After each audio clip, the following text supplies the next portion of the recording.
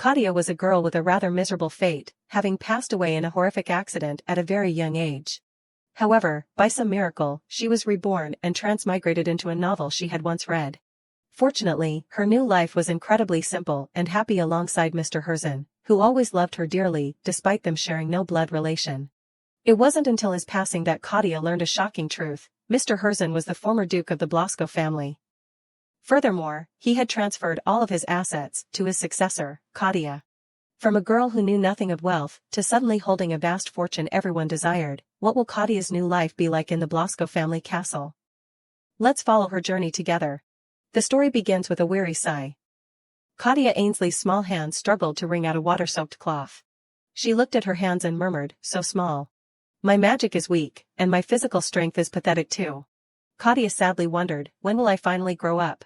If I were a little older, I probably wouldn't have to struggle just to wring out a cloth like this. Then, I could take much better care of him.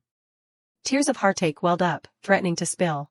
After a long moment of contemplation, Kadia hurried to Mr. Heiress's room. She peeked through the doorway, watching her grandfather sleep soundly. Seeing his face become more and more gaunt, his breathing weakening, Kadia couldn't hold back her emotions and called out, "Grandpa." She placed the warm cloth on Mr. Heiress's forehead. Then she sat by his bed, caring for him throughout the night. It's been 5 years since I was born with the name Kadia Ainsley. I've remembered my past life. This situation is no different from the beginning of any transmigration story. I died in a traffic accident, but when I woke up, I found myself inside a novel I had read just 2 hours prior. But thankfully, I'm not a villainous or a supporting character who will die as soon as I appear. I'm just a commoner, part of the background, and will never encounter the main characters. On the contrary, I'm content with this life.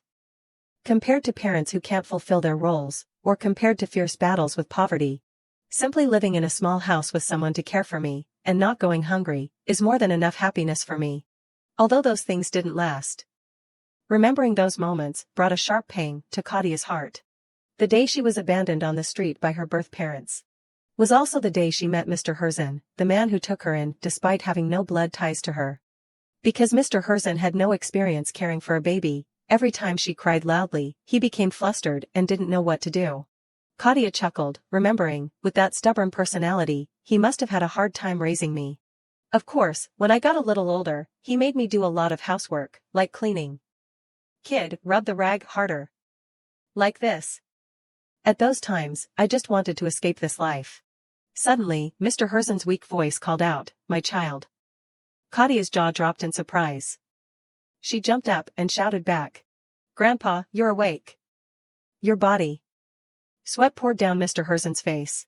He turned to Kadia and asked, "Have you done everything I asked?" She put on a bright smile and replied, "Yes, sir. I sent the letter to the address you wrote." Kadia pretended to be cheerful, but inside, she was deeply resentful of the heartless way Mr. Heiress's relatives treated him. He said that letter was his will. But, he's been sick for a week, and those so-called family members haven't even sent a single reply. He's in such critical condition, why hasn't anyone come?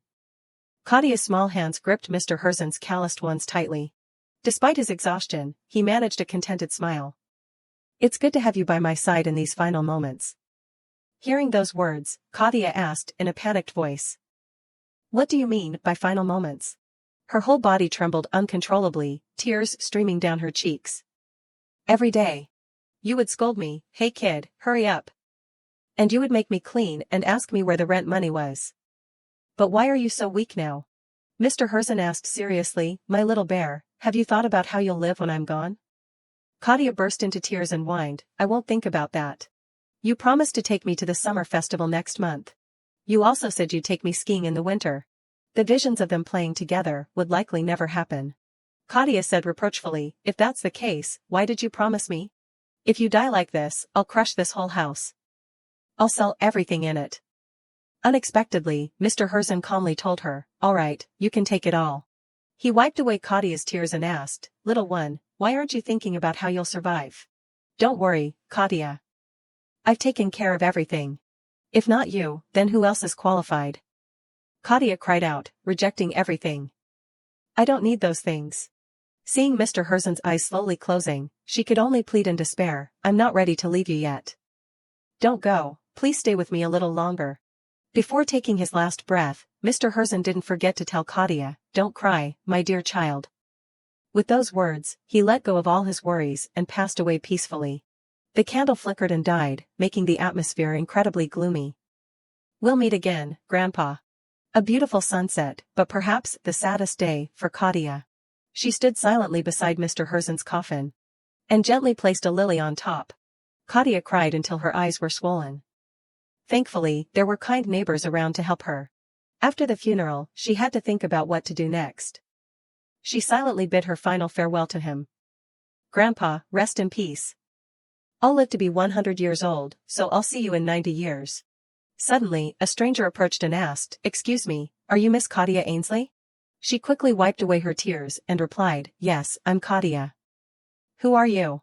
Not just one person, but a whole group came to find her, seemingly for something important. "Miss Kadia, it's a pleasure to meet you. I'm Jimian Parker, accountant for the Duke Blasco family." Kadia's eyes widened in astonishment. "Where did you say? Blasco?" Jimian smiled and replied, "Yes." As Kadia understood, Blasco was the only and notorious ducal family in the empire. She asked fearfully, "What's the matter with the Blasco family?" Jimian took out a letter and told her, "According to the late Duke's will, decorate my coffin splendidly and bury me in the Blasco family's main cemetery in Arnon. So I've come to take his coffin." Surprise after surprise kept coming. Kadia's jaw dropped. "You don't mean Mr. Heiress?" She couldn't believe her ears. Jimian continued to explain, "Since I've been ordered to take the coffin immediately, I'll take my leave now." Kadia thought to herself, "That pattern. Oh my God, it really is the Blasco family. He never told me about this." Jimian then delivered even more shocking news. "The late Duke Blasco has another will for Miss Kadia." She gasped, "What?" He slowly pulled a letter from a paper bag and solemnly declared, "All of my assets, excluding inheritance tax, including cash, my personal vault at the central bank. The net profits from the Artem, Lytton, and Gelfer territories, ownership of the information association I once ran, the artwork and antiques I've collected, and everything else I own will be inherited by Miss Kadia." That's what it says. Kadia was speechless. From an ordinary girl, she had instantly become a millionaire, holding a vast fortune. Back in her familiar home. In the living room, Kadia questioned Jimian, "Besides me, is there anyone else inheriting?" He smiled and said, "No, ma'am. According to the main content of the will, only Miss Kadia is the sole heir." Her hands trembled incessantly. "So much wealth, and only I receive it? This isn't millionaire, I've become a billionaire, haven't I?" Jimian inquired, "If Miss Kadia agrees, we will go to the Blasco family and meet the Vong Lin, then proceed with the inheritance procedures. Is that all right with you?" She gave a strained smile and hesitantly replied, "That." At the same time, Jimian added, "The Duke is also waiting for you." She received another shock. "Wait, the Duke Blasco? He's a masterful swordsman, has been the top swordsman for 10 years, but he has a personality disorder, and he's also a psychopath, always snapping at anyone who annoys him, plus a sharp tongue. And most importantly, in the original story, Yoju, his adopted daughter, wasn't treated like a human and is the leader of the villainous gang. Am I crazy to go there?" Kadia waved her hand and told Jimian, "No, I refuse. Thank you for your offer." He wouldn't give up, and used some psychological manipulation. "The cash alone is 1 million gold coins. Including the stipends from the territories, you'll receive an additional 100,000 gold coins every year." Those words struck a nerve with Kadia. She glared at Jimian, "That's surprising. How does he see people? Does he think I'm a commoner who would sell my life for money?" It seemed Kadia didn't care about material things. That's what she wanted people to think, while inside, she was overjoyed upon hearing about the large sum of money. So, Kadia has her own worries. The anguish of not having money in her previous life is enough. Jimian chuckled and added, "You also inherit 50% of the profits from the Information Association, a house in Artem, and a mansion in the capital." Kadia exclaimed in surprise, "A house in the capital? The capital is super expensive, and I own one?" The dream of decorating my own house, which I couldn't achieve in my previous life, has finally come true. While Kadia rejoiced inwardly, Jimian shook his head and said, "Ah, but I'm not forcing you. If Miss Kadia refuses, then the waiver of inheritance." Before he could finish, he saw that she had already packed her bags. "Let's go, I'm ready." Another sunset arrived. Kadia sat in the carriage with a bewildered expression. Alright, it's not that I'm greedy, I'm just curious. That crazy duke also has a huge fortune. Does he offer house loans? What are the inheritance procedures? Just thinking about it made Kadia feel anxious. Seeing her giggling to herself the whole way. Jimian asked worriedly, Miss Kadia, are you alright? She snapped back to reality and replied, yes, I'm a little tired, so I'm a bit out of it. Jimian chuckled understandingly, that can happen. Kadia shyly asked, what did you mean by Vong Lin earlier? Jimian explained, Vong Lin are sacred souls, the souls of our ancestors who are still alive. Strictly speaking, not alive, but they can see, hear, and express their thoughts. Thanks to her past life memories, Kadia quickly remembered. The Blasco Vong Lin was one of the main characters in the novel.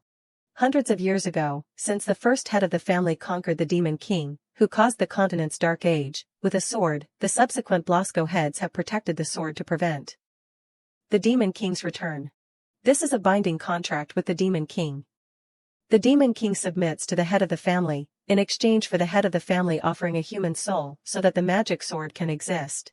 According to that contract, it's said that after death, generations of the family become souls, bound to the sword. Jimian revealed a secret to Kadia. The souls are actually gathered in the soul tower within the mansion, where the magic sword sleeps. With tears in her eyes, she asked, so, can I see him again? Jimian smiled and confirmed, of course. Hearing this news, Kadia felt even happier. Grandpa, I thought I wouldn't hear you scolding me anymore. It turns out I'm not the only one left. Suddenly, a question popped into her head. But if you are the late Duke, is Duke Blasco your son? It's clear that you told stories about your son before. You had 2 sons, one passed away, and the other. You left because you didn't want to see him talk back anymore. He was very stubborn. At that time, I thought that in such situations, the son should be the one to leave home, not the parents. So, that was the story of when you retired and passed the title to the next duke. Wait, then why am I the only heir? To answer her own question, Kadia asked Jimian, but you didn't pass on any assets to the duke? He smiled and recounted, yes, right after the day the late duke argued with the current duke, he left the position of head of the family and disappeared completely. The more Kadia heard the explanation, the more confused she felt. So, what will my position be in Blasco? Exactly how was the female lead in the novel treated? According to the original, we're truly magical. This is Niella's miserable period. The female lead is adopted by the villainous Blasco family due to her resonance with the sword. That girl is treated like a freeloader. The only way for her to survive is to fight her brothers with all her might to inherit the magic sword. However, she couldn't endure the bullying, so she eventually ran away from the Duke's mansion. And she sought the help of the White Order, the only force that can resist Blasco. There, Niella met the male lead, who is Achel blood. Therefore, she gained the support of the male lead, and to inherit the magic sword, they fought against Blasco. It's a coming-of-age romance story. Instead of Achel being consumed by the magic sword, to save him, the female lead was reborn as the true heir of the magic sword. But the story stopped being published, so it was suddenly cut off in the middle. And it was such a crucial part, right when the main characters fell into a trap and were about to reunite. Just seconds after being gloomy, Kadia suddenly remembered. But that doesn't matter now. My current situation isn't one where I can care about others. My situation is like when Niella returned as an adopted child. What did Niella hear at that time? You're as grimy as the dirty scraps lying around the mansion. There's nothing here that belongs to you. You're not even allowed to breathe here. Why should I help you? You're just a freeloader of Blasco. Recalling those lines from the original work, Kadia's future seemed to collapse. She sat holding her face in despair. Not only the son, but also the grandson is spoiled. I'm a complete stranger with no blood relation, but 2/3 of Blasco's assets became mine. If I'm not kicked out, isn't this welcome too fortunate? In the worst case, I might be buried somewhere behind the mountain. Kadia trembled and asked Jimian, Mr. Jimian, when can I meet Mr. Heiress? He was quite surprised by her question. I don't know. Now, his soul has probably left his body. For the soul to stabilize, it will take at least 2 months, or 3 if it takes longer. That answer was like a bolt from the blue for Kadia. 2 or 3 months? I'm doomed. I should have asked about my doubts before he passed away. The carriage gradually entered the castle grounds. Blasco is famous for having a brain faster than words and fists faster than thoughts. It's rumored that because they have great power and collude with the military, almost all of their unusual actions are overlooked. Several generations ago, this family invested a huge sum of money to start a weapons business, mining minerals, refining steel, and alchemy. Because they were made according to the secret recipe of a swordsmanship family, those high-quality weapons were sold like hotcakes. When their wealth and fame increased significantly, it was obvious that their words carried more weight. Some even said that even the emperor was slightly inferior to the Blasco family. Kadia was astonished when she set foot in the castle. I wonder how large this incredible Blasco family really is. Seriously, this is a palace, not a mansion. It's sparkling everywhere with the blood of diamonds and precious stones. Kadia shook her head repeatedly to regain her focus. No, focus. This is not the time to be distracted. On the way, she carefully calculated her next steps. When I meet the Duke, I'll kneel down and immediately renounce the inheritance. That's better than meeting the Grim Reaper. In addition, I'll ask if I can still stay in the house where I lived with Grandpa. They probably don't intend to kill and silence me, right? Jimian announced to the Duke, Your Excellency, I have brought Miss Kadia Ainsley. A voice from inside came out, Come in. The door gradually opened. Her feet slowly turned towards the door. The Duke's face was finally revealed. At first glance, Kadia was captivated by his beauty. I heard he was the one who killed a bear with his bare hands. I thought he'd look like a muscular general with a stubbly chin. But not at all. His eyes are so beautiful. They say those sapphire eyes are a hereditary trait of the Blasco family. Suddenly, the Duke spoke, making Kadia flinch. Is this brat the main character mentioned in that ridiculous will? She quickly pushed aside the thought of being charmed. Oh my, look at me, mesmerized by a beautiful face. Kadia formally bowed before the Duke. May the protection of the magic sword be with the Blasco Sapphire family. I am Kadia Ainsley, seeking an audience with the Duke. She thought to herself, if it's like what I read, he'll tell me to raise my head now. Kadia kept her head bowed, waiting for the Duke's command. But she waited, and nothing happened.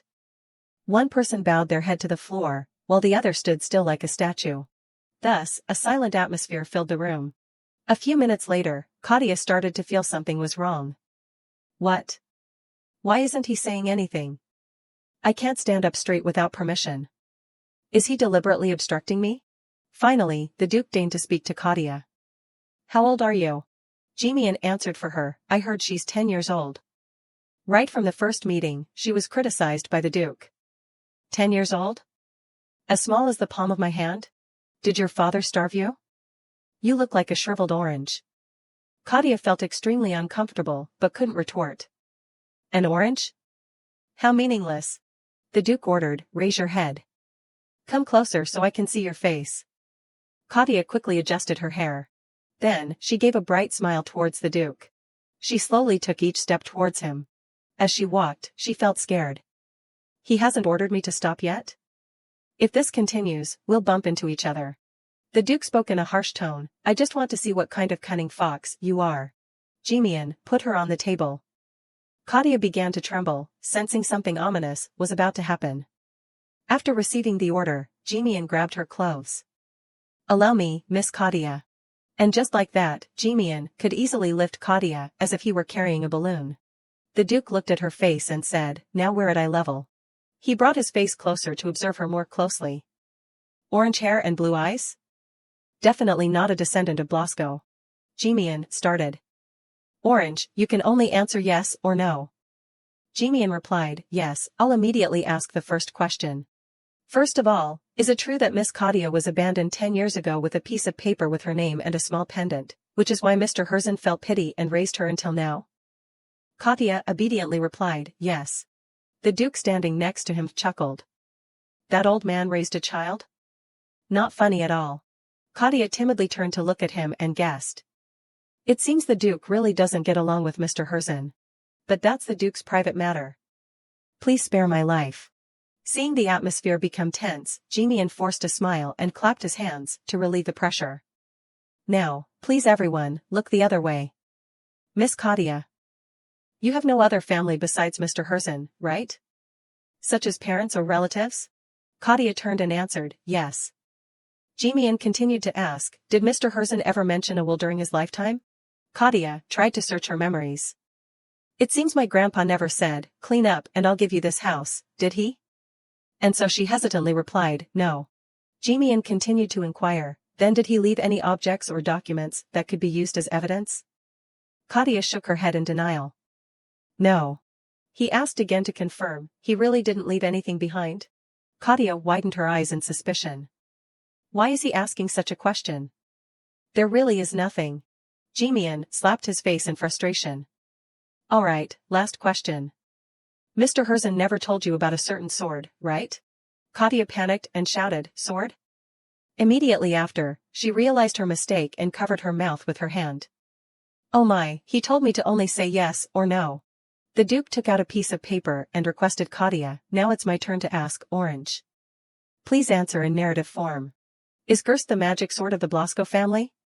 Faced with the Duke's question, Kadia stood frozen in astonishment. Is Gerst the magic sword of the Blasco family? To be precise, it's the name of the demon sealed within that sword. The true name of the sword hasn't been revealed to others. Kadia became confused. How should I answer this? He never told me, but in my past life, I read it in a book. I can't say that.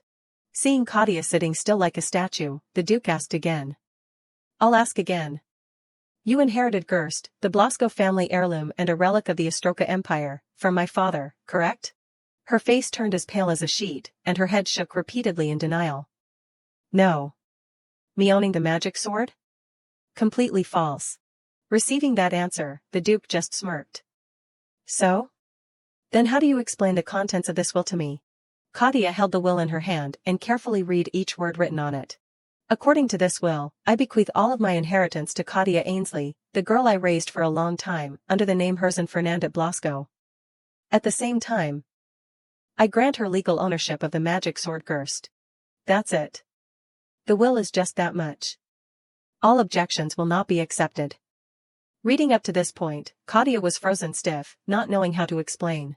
She started to tremble with fear. What is this? Gerst? Isn't that a family heirloom that can only be passed down to the head of the Blasco family? The Duke's voice became bewitching. It seems my father intended to hand over this entire family to you. Kadia became bewildered, sweat dripping down her face. If this continues, I'll die right here. The Duke glared at her with murderous eyes. Now, what do you think about this? Huh, Orange? His whole body seemed to radiate an eerie aura that terrified people. Faced with the Duke's frightening, ogre-like expression, Kadia couldn't control her emotions and started to tear up. Seeing the girl seemingly sobbing, he became even more irritated and shouted, crying? Who's supposed to be whimpering here, brat? Jimian spoke up for her. Oh my, don't glare at a child like that. Miss Kadia, what's wrong? The Duke flew into a rage and pointed at Jimian. What? Whose side are you on? He boldly replied without any hesitation, Miss Kadia's side. She's so cute. And so, a quarrel ensued. The Duke stubbornly asked, cute as everything, you're sure? His anger didn't shake Jimian's resolve. He replied with confident demeanor, yes. Kadia stood outside, just eavesdropping on the two men's argument. After a while of bickering back and forth, the Duke also felt that Jimian's words made sense. He gritted his teeth and held his head in annoyance. Alright, I have a headache. Both of you, get out quickly. Jimian happily ran over to soothe Kadia's fear. I'll take you to your bedroom, Miss Kadia. Inside the luxurious room, Jimian took out a bag and handed it to Kadia. Here, please take this. This is the reserve fund that the late Duke left for you. Holding the bag, she couldn't help but be curious. It's so heavy. How much is in here? Jimian smiled and replied, it's 50 gold coins. Holding such a large sum of money, Kadia could only gape in astonishment. 50 gold coins? So I can buy 1.25 million loaves of bread with this bag of gold? Jimian took out another interesting item to introduce to Kadia. And please accept this as well. This is the pass that previous heads of the family used. It's linked to the safe at the central bank. Due to the remaining ban, it can't be used yet, but please keep it for now. You can invest it. Kadia was fascinated by the unique items in this world. A pass, like a black card in modern times, right? So this is what it looks like. Jimian kindly advised her, if you need anything else, don't hesitate to ask the servants. Besides, despite appearances, the Duke is quite warm-hearted. Please don't be too hurt by what happened earlier. Kadia, like an understanding little girl, replied, I'm fine. It turned out that those things were just trivial in her mind, as long as she had money and a black card. That kind of thing was nothing. After a long, tiring day with many happenings, Kadia finally lay down on the soft bed, but her mind kept racing. Everything else is good, except for the magic sword. Those who worship the magic sword will have a short life. This is because when they become the strongest swordsmen through the demon's power within the sword, they gradually lose their mind and assimilate with the demon. Therefore, before the soul is completely corrupted, the taboos of the Blasco family affecting the sword's owner will bring death closer. They live for 10 years at the shortest, and not much longer than 30 at the longest. Anyway, the successors of the Blasco family have been trained for decades to survive. Mr. Heiress had a strong spirit. Because he never borrowed Guayarst's power, he could live long. But I'm someone with zero defense capability. How can I inherit the magic sword? I'll be possessed by the demon right during the succession ceremony. In the end, it's practically predetermined that I'll die early. Kadia cried and thrashed on the bed. No way. If I die early, what's the use of being rich? Kadia's first morning at the castle. The door to the Duke's room suddenly burst open, and Kadia's voice echoed. Duke, I give up. Things like the magic sword, just holding it for a try is overwhelming. Luth sighed and called her, Hey, Orange. Don't you remember saying that before?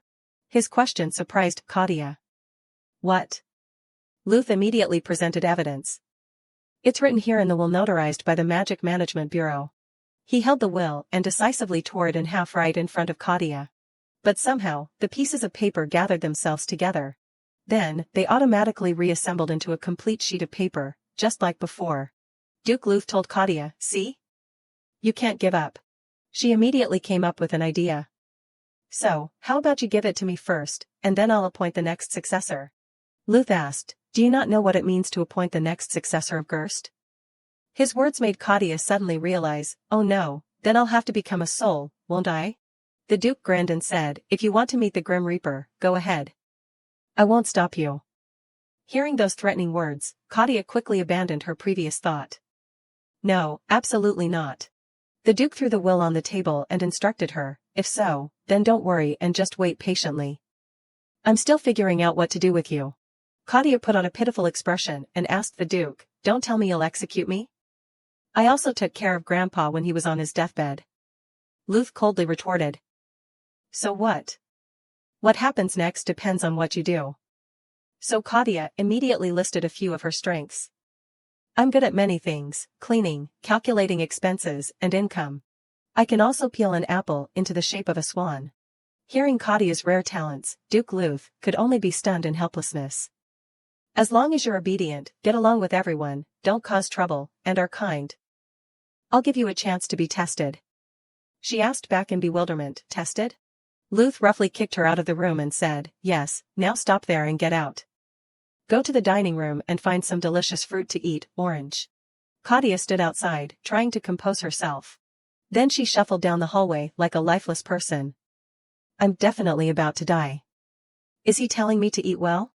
Another evening at the castle, Kadia lay sprawled on the bed with a gloomy expression. Grandpa, do you really not hate me? Why did you make me go through this ordeal? Your name is engraved on this pendant, Kadia. It's a trace of your parents. What kind of people were Kadia's parents? I'm curious. I miss you so much. If I had known this, I would have been more filial to you. Kadia wiped away the tears rolling down her face. Why am I crying all of a sudden? Suddenly, she felt something strange. Huh? Why is my hand so hot? The pendant around Kadia's neck suddenly emitted a brilliant aura. She became extremely bewildered, seeing this strange phenomenon for the first time. What? What's happening? The shell-shaped pendant suddenly opened.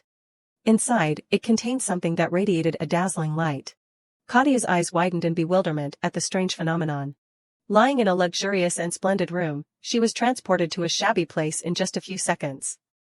A moment ago, I was in the bedroom. Where is this? It's so cramped. Kadia fearfully banged on the wooden wall in front of her. Hello? Is anyone there? Anyone? Suddenly, the lid popped open, and her face turned pale. Kadia sat up and looked around frantically. What in the world? What caught her eye was a 21st century room. Wait, that's a modern object. Wasn't I in the novel world? What's showing up? A typewriter? A notification board emitted an extremely strong light, shining directly at Kadia. The words appeared on the system screen. Do you want to continue? Kadia hesitated for a long time. Continue what? Other clues were gradually revealed. Our present is like magic, chapter 168. She transformed into a detective to deduce. Chapter 168. How is that possible? The last time I read it was chapter 167. Moreover, that novel was also indefinitely suspended at chapter 167. Chapter 168 is probably on the author's laptop. But this screen is exactly like the novel app I've seen. This space is clearly not the Duke's mansion either.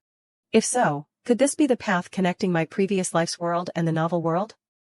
Like the template of those fantasy novels. If that's true, then I've been living as Kadia for 10 years. Maybe this is the author posting a new chapter after I left? Then can I find out what will happen next? Just after celebrating for a short while, Kadia felt extremely disappointed. I wasn't mentioned in the original work. Even so, there's important content to refer to, right? The future of Blasco, or... First, let's check the next chapter. What will happen to Niella, the female lead? Finally, at the last moment, Niella started walking towards the top of the Soul Tower. As long as I can save Achel and obtain the magic sword, this will all be over. Crystal clear tears welled up in Niella's eyes. Finally, I can escape this disgusting Blasco. Just reading up to here, Kadia jumped up and cheered for Niella. Quickly save the male lead and deal with Blasco. That's the way. However, the images of Grandpa Heiress and Duke Luth appeared in Kadia's mind. She suddenly realized her statement was a bit thoughtless. Deal with Blasco? This is the satisfaction I've always longed for. Why do I feel so strange? Finally, only the last door remained before Niella. But at the end of the altar was a character she didn't expect. Her protector and lover, Achel, had been completely swallowed and absorbed by the magic sword. Niella joyfully ran to him. Achel! You're here already? You escaped the demon Gerst? When? How? Achel seriously said, I just want to ask you one question, Niella. He took out a letter and asked, do you know this woman? Kadia froze for 5 seconds when she read this passage. The woman Achel mentioned was none other than Kadia Ainsley. What shocked her even more was that the novel ended abruptly with no next page. Kadia panicked. What? Why is my name appearing here? Unable to accept this harsh reality, Kadia stubbornly swiped up and down, back and forth, to find the next chapter. No matter how she pressed, nothing more appeared. First, let's find a way out of here. All sorts of bad luck seemed to be pouring down on her. Kadia slumped to the floor in despair. What's this? There's not a single door in this room. Could I perhaps leave from where I entered? Thumping sounds echoed throughout the room. It turned out Kadia had crawled back into the wooden chest placed in the middle of the room. If I can't get out of here, what should I do? I can't meet my grandparents in a place like this. Kadia began to clasp her hands and pray. Grandpa, parents I haven't even met. Heaven, earth, ghosts, and gods, please. It was truly effective. She returned to the room in the novel. Kadia was so happy she almost cried. I'm back. I thought I was going to die there with no way out. This rocket pendant, what is it? And that chapter 168 I saw, how did Achel, trapped in the magic sword, get out? No, compared to that, why is the name of an insignificant side character appearing here? A new day arrived, and the dawn sunlight shone into Kadia's room through the window. Kadia yawned and sat up. So tired. I went to that space, opened and closed the necklace hundreds of times until dawn. But no matter how hard I tried to find the latter part of chapter 168, I couldn't find anything. Fortunately, I could still see the previous chapters, read them all at once, and I also knew what the Duke's test was. When it comes to deciding big and small matters of Blasco, a family meeting will be held, gathering direct and collateral members. When choosing a representative or a suitable person, they must go through that meeting and take a qualification test. Niella helped with the chores on the succession day of the current Duke Ludius Blasco, and accidentally resonated with the magic sword. Then, in the meeting discussing how to deal with her, it became the most concerning issue for the Blasco family. She had to undergo the test to be able to join. Kadia started to feel nervous. In my case, would there be a test in the family meeting? If I don't get that opportunity, I will be brutally murdered. That is the most effective way to break the notarization of the will. Niella also struggled a lot to get a test ticket in the family meeting. Kadia became gloomy. Why is it so similar to my future? Suddenly, a hypothesis popped up in Kadia's mind. Could it be that I became Niella's replacement? To be more certain about the current development, Kadia reread the original work. The first time Niella joined this family would be next autumn. The time doesn't match. Besides, Niella has no connection to the will at all. So Kadia could be sure that she wasn't the female lead stand-in. Just as she finished her deduction, Kadia was pulled back to the novel world by the necklace. She fell onto the bed in surprise. So the access time is limited. Kadia estimated that the necklace would only recharge every 6 hours, so she wouldn't be able to enter again for a while. Also, while she was inside the pendant, time outside seemed to not pass at all. Kadia couldn't understand what this necklace was, whether it was the author's unconscious state or some kind of structure within the cerebral cortex. But all of this was not okay at all. Kadia couldn't understand why the male lead suddenly came to her. Could it be that she would become an important character in this world? But first, she knew that her fate was in the hands of the author in another dimension. At this moment, Kadia could only pray to the author, whatever nonsense they wrote, please don't write her as Niella's enemy. The next morning, the servants prepared a table of food as Kadia requested. As soon as she saw the delicious food, her eyes lit up like car headlights, happily thanking the chef. Actually, it was just because she was too hungry, but to maintain her dignity, Kadia used her top-notch acting skills to appear pitiful. She said these were the dishes that the late Duke often cooked for her. Now she suddenly looked at the scene and missed him so much that tears fell. The chef was moved and promised to try to cook even better. Kadia listened as if a flag had opened in her stomach, thanking profusely. Suddenly, another voice interrupted, telling him to just do his best. It turned out that Duke Luth had arrived. He looked at her with half an eye and said, "It seems you have become very comfortable with this mansion. Do you think it will soon be yours? Dream on." Kadia was so scared that she had to lower her headlights, but in her heart, she still showed resistance. Actually, as long as the will was still valid, this house was hers. The Duke glared at Kadia. Is it because you have good adaptability, or is it because my father raised you like that? You really think the sky is the limit? Kadia was confused and secretly looked up at the other party's attitude and asked, should I be afraid of you, Duke? Luth sat down opposite her at the dining table and replied coldly, you don't have to. This made Kadia happy. After all, she was rich and knew the future, so why should she be afraid? But the Duke's expression still made her scared.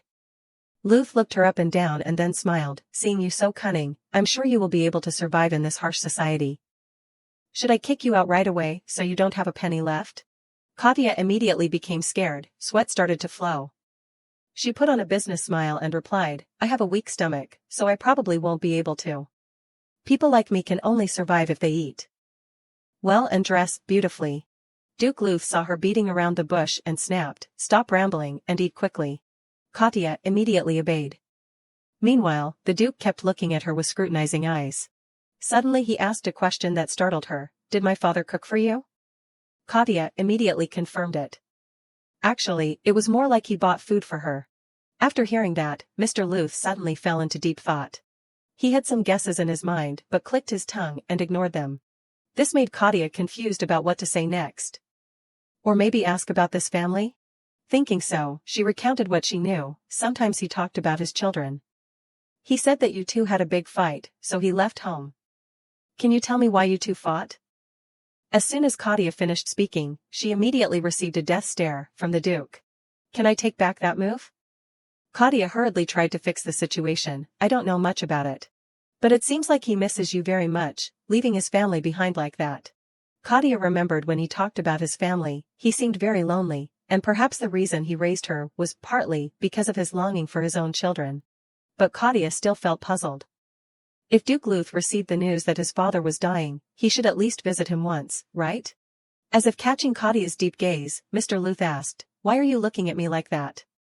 It was my father who abandoned Blasco, and I am the one who was abandoned. And that's not a void that can be filled with just one meeting. Kadia thought in confusion, so for Duke Blasco. Is my existence like the 300 million won debt my father incurred in my previous life? Like an unexpected legacy left by irresponsible parents?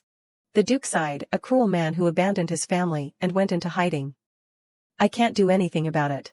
Kadia was at her wit's end with this father and son. I wish I could be like you, able to let go so easily. Suddenly, frustration welled up. Kadia slammed the table very eloquently. Just thinking about her previous life made her blood boil.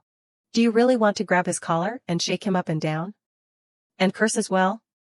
Or do you want him to completely disappear, tear him apart? Her craziness even startled Luth, who said it wasn't that serious. Kadia wiped her mouth with a napkin, embarrassed, and continued, Don't worry, as soon as the inheritance issue is resolved, I'll leave quickly. The Duke was a little interested in this orange. He assessed, Your attitude has changed quite a bit in just one night. Are you harboring any ambitions? Kadia frankly stated her desire, My ambition has been very ordinary from the beginning. Your 3-story house in Telfar, that's all I need. Luth took the opportunity to tease, That dilapidated wooden house? It's as small as a nostril, what can you do with it? Can you even stretch your legs when you lie down? Kadia chuckled and replied, 30 kids like me would still have plenty of room. She secretly thought the CEO probably didn't even know how much it cost to rent a carriage. He responded to her with a bright smile like sunshine, I guess you're really not afraid of me. You were shaking like a leaf when we first met. Kadia was stunned and dazed for a moment. She didn't expect that the evil Duke would have such a beautiful smile. She became bolder and shared, although it's scary, you are my father's son. The bedroom is very beautiful, the food is also very delicious, and you didn't hit me. Mr. Luth slammed the table angrily as soon as he heard that, Hit you? Where were you hit? Did my father hit you? Kadia waved her hands in confusion, No, never. She was actually talking about her stepfather in her previous life. So that's what Kadia was afraid of, but the Duke wasn't like that. Mr. Luth regained his composure and said, I don't have a hobby of yelling, hitting, or harming children. Kadia suddenly became pensive. She knew it was obvious, but somehow she felt relieved. But if she didn't pass the test, she would be in danger. Duke Luth explained, the Blasco family is very fond of testing. Whenever they need to choose a representative for anything, they test the candidate's level first. Not only excellent, but they also have to select the most suitable elite. The collateral members told him to immediately summon them to deal with Kadia. It's really troublesome and crazy.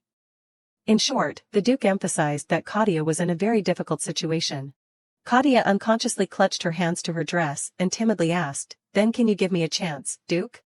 I don't want to be harmed, that would be so unfair to me. Even my father wouldn't want that. She took a deep breath and declared eloquently. So I also want to take the test. Luth hesitantly tapped his fingers on the table. In the family meeting, the most influential people are the direct descendants, because they have the final decision. The direct descendants of the Blasco family currently have 3 members, including his children, the Duke, young Master Werner, and Lady Arnon. Mr. Luth told her, the meeting will take place in 15 days. From now until then, you should try to persuade Werner and Arnon. If you can get them on your side, I will help. Kadia was overjoyed and asked, So how will you help me? He pulled his cloak and replied, I will steer the atmosphere of the meeting in a direction so that you can participate in the inheritance test. That way, you will probably gain some more time during the test. If during that time the late Duke's soul awakens, we can try to discuss with Gerst to change the successor. Kadia's eyes lit up brightly. That's right, if he's there, it would be great. Kadia used her aura of prestige to assure him that first she would persuade the direct Blasco members and try to get the ticket to participate in the succession test. The Duke added, If you understand, then don't waste food, okay, Orange? Kadia immediately obeyed. Then she ate very deliciously. The Duke suddenly stepped forward, poking his finger into her cheek, which was puffed up with food. Both fell into deep thought, frozen for a few seconds. Luth pinched her cheek and said, I think I understand why my father picked you up. Kadia was stunned, What do you mean? He laughed and called her ugly. Kadia held her pinched cheeks and grumbled, This kind of teasing is just like him. Are you afraid someone won't know you're his son? Before leaving, the Duke reminded her that young Master Werner and Lady Arnon were about to arrive, probably in about 3 days. Kadia flinched when she heard the deadline was approaching. Mr. Luth also said something that made her scared, They're not as gentle as me, so prepare to be slaughtered. Hearing about the upcoming 8th tribulation, Kadia dropped the cutlery in her hand. Who is the gentle one here, old man? Luth carefully reminded Kadia to keep quiet and not tell anyone about the matter between them as well as the late Duke's affairs, then he turned and left. Kadia was so bored that she couldn't eat anymore. According to the original story, the young master and the lady would only appear in the middle of the story. She didn't expect to meet them so early. Perhaps because they heard about Kadia's case. They came back early to interrogate her. In the original story, they were even scarier than the Duke, all of them having personality disorders, not inferior at all. The lady tormented and saw Niella as her fencing opponent, using the excuse of being annoyed because she trembled when looking at her, and bullied the female lead for a long time. As for the young master, he was the type of person who was indifferent to everything. The common point of both of them was that they hated incompetent people. First, Kadia thought she shouldn't show fear when standing in front of him. She had to be strong. There were still 3 days left. During this time, she had to think of a way. That day, after returning to his private room, Duke Luth kept thinking about today's conversation with Kadia. He didn't expect to meet such a reckless child. In his eyes, she was small as a pea but kept clinging on, finding every way to survive. She was so young, but already so sophisticated. He was still confused about how she would carve an apple into the shape of a swan. But in short, it seemed that the late Duke also had a good eye for people, so he came up with such a plan. He considered, no matter how strong the collateral forces were, they still had to listen to the head of the family. Even if he used his authority, no one would object. But Luth wondered how this orange would approach the 2 cheetahs, Werner and Aaron. These two always had a childish personality and were always at odds. Could Kadia receive their favor with a polite demeanor? Overall, the situation seemed a little tense. Luth gently rang the bell to call Jimian and instructed. If Werner and Aaron return, send Keith to keep an eye on them and prevent them from harming Kadia. As soon as he finished giving the order, Luth fell into a state of doubt. I can't believe I have to worry about my 2 siblings harming someone in my own house. Not long after, on a beautiful day, Kadia was walking down the hallway when she heard a loud explosion. It startled her. Although she didn't know what was going on, in this situation, it was best to hide first. It turned out that this was the dramatic entrance of the 2 cheetahs. 17-year-old young Master Werner, one of the 7 users of light divine power in the Empire, was a promising candidate to succeed the position of Duke Blasco. 15-year-old Lady Aaron, a young genius in alchemy, achieved the title of Imperial Master. The weapons she created every day set sales records. Although they had natural talent and noble blood, they were even considered typical examples of the saying, genius thrives on adversity, but the problem lay in their cheap, eccentric personalities. After the unique door-breaking act of the young master, Lady Aaron asked in surprise, the door didn't break? It turns out it was magically reinforced. How fascinating. Young Master Werner chuckled and said, because you kept clinging to the door and making a fuss, I had no choice. Aaron sighed and teased, better than the idiot brother, who has hands, but uses his feet to kick the door. Werner immediately retorted, why can't I use my hands, you incompetent little sister? He then grabbed a servant in the mansion by the collar. Despite the servant's cries of injustice, Werner threw him to the ground and declared as if he was right, the mansion is full of spies, yet there's someone who keeps locking himself in the forge, so I can't ignore it. It seems like he's a minion sent by the royal family. Force him to confess who instigated him. Aaron again expressed dissatisfaction with that, scolding her brother for being pretentious. The 2 siblings engaged in a fierce verbal battle in front of Kadia's astonishment. Didn't they say they would return in 3 days? If they come back today, what should I do? The butler respectfully bowed to them and said, you've arrived, young master and lady. Aaron complained, why did you put me second? You should call lady before young master. Werner indifferently walked past, anyway, I'm not going in with her. I'll take a bath before meeting the Duke. Get ready. The butler became tense and hesitantly said, but young master, the Duke said if you return, call him immediately because it's related to the inheritance issue. However, before he could finish, Werner snapped maliciously. I said I'll take a bath and then come. Do you have any complaints? The butler was so scared that his face turned pale as a sheet, only obeying the order and not daring to say anything more. Aaron sighed, openly criticizing her brother's behavior. She cheerfully said to the butler, but you should also tell him that I'll stop by the forge before coming. I'm just here to say that. Let's go sharpen the sword. Gerst will have a famous sword worthy of his status. Aaron then happily ran outside to play before the butler could stop her. The other servants in the mansion could only curse under their breath and not make any comments. Kadia witnessed the unique behavior of these two cheetahs, constantly thinking RIP me in her mind. If she carelessly approached those two, she would definitely be trampled on without being able to say a word. First, I have to explore. Thinking so, Kadia quickly slipped away like a gust of wind. If she had information, she would definitely find a solution. However, karma was hard to avoid. As Kadia ran past, the door in front of her suddenly opened, making her jump in fright. The person who stepped forward was the evil young Master Werner. Kadia was scared stiff, her mind in turmoil, not knowing whether to greet him or not. Werner remained calm and told her to enter the room. Too slow, go in and prepare the bath. Check the temperature and towels and everything. Kadia was stunned, bewildered, and had no idea what was going on, so she just obeyed.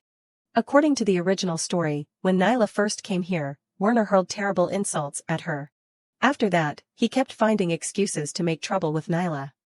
If she didn't clean up within exactly 3 minutes, she would be severely punished. Kadia looked up at the clock and found that more than 30 seconds had passed. If she didn't hurry, she would be dead meat. He was bullying her as soon as he arrived. There was no other way, she just had to roll up her sleeves and get to work. Anyway, cleaning and organizing was her profession.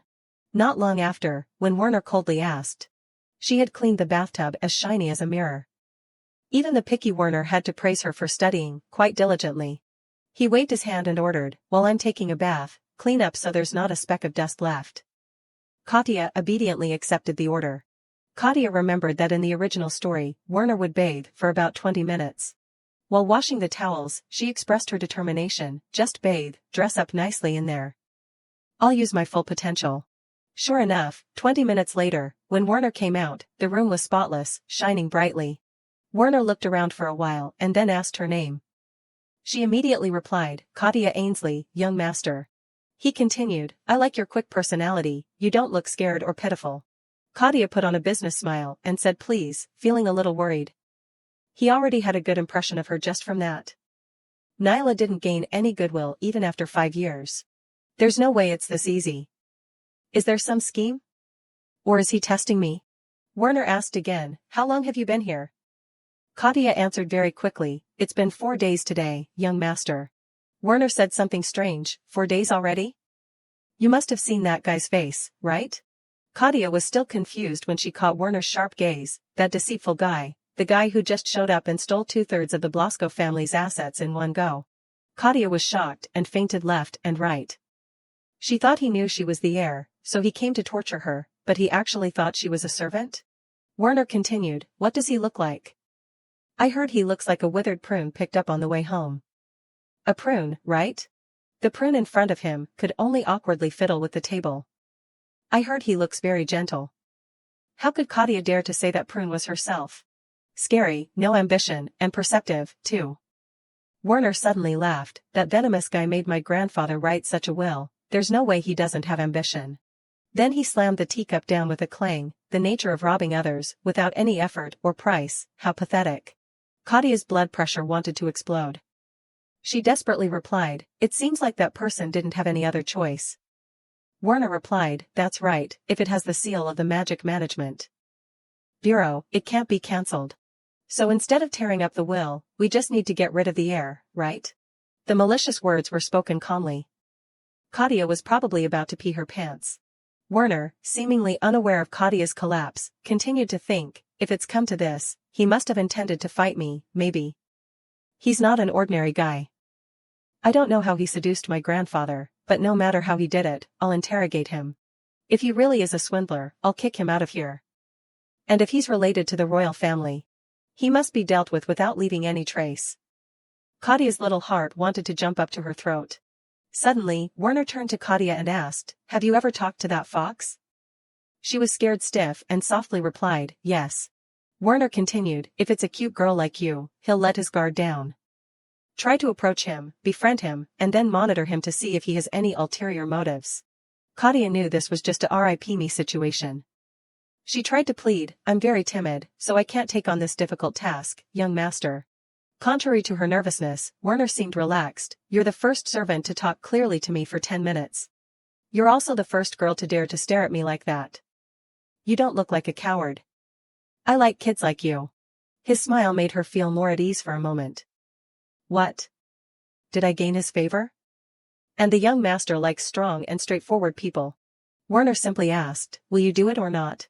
Kadia had no way out, so she decided to go big. If that was the case, gaining his trust was done. Now she just needed to pretend to be a servant to build goodwill. If she was discovered later, she wouldn't be kicked out, but instead be given some secret tasks, right? Kadia boldly accepted Werner's order. He expressed his satisfaction and replied, good, you really are a strong kid. I like it. Now eat this. You're so skinny, can you even work? As he spoke, Werner threw Kadia a cake. She saw the food and immediately thanked him excitedly. Werner smiled confidently, all right, if you do well, I'll give you more rewards. Kadia screamed internally, I don't need money, just give me a ticket to extend my lifespan. The door made a noise. Jimian was talking to the gatekeeper. The person noticed Kadia, you're up early, miss. Did you come to this dangerous place so early in the morning for something? It was the Duke's guard knight, Keith. Kadia cheerfully greeted, good morning, you too. I came to say good morning to the Duke. Keith was moved to tears, oh my god, finally the day has come when someone comes to say good morning to the Duke. The person in the room heard the noise, Keith, take the girl to the dining room for breakfast. Kadia exclaimed, he has good ears. She still called out, good morning, Duke. May I have breakfast with you? Luth refused, I don't eat. You eat. Kadia put on a sullen face. Eating alone is lonely and sad. We used to eat together. Luth frowned at those words. Keith added, Duke, you didn't eat last night either and stayed in the study all the time. Jimian chimed in, that's right. You've been working for 3 nights. You have to make time to eat.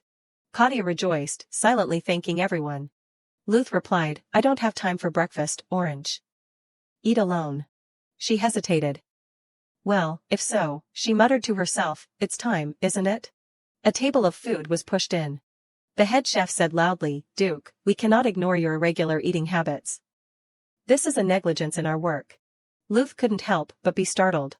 There's no one on my side in this house, is there? Kadia continued to persuade, let's eat here together, Duke. The dishes looked extremely delicious. Luth asked her, can't you eat alone? Kadia replied, yes, because I'm still young. She looked at Luth, are you busy? He was looking at documents during that time as well. Suddenly he asked, it seems that gaining Werner and Arnon's favor has gone quite smoothly, hasn't it? Now you're paying attention to me too? Kadia gulped nervously. She stammered, it's just my way. Although I was mistaken for a servant, but... Luth said, when you meet those two, you must go with an adult. If the atmosphere isn't good, escape immediately. She innocently asked, run in here? He replied, that's right. Don't rush in and get hurt. She chuckled, it seems like you feel guilty for letting me go among those children. However, she still obeyed him. Yes, if it's scary, I'll run away. Luth looked at her with satisfaction. All right. He suddenly reached out and patted Kadia's head. If you're done eating, then go outside. Kadia, surprised, put her hands on her head.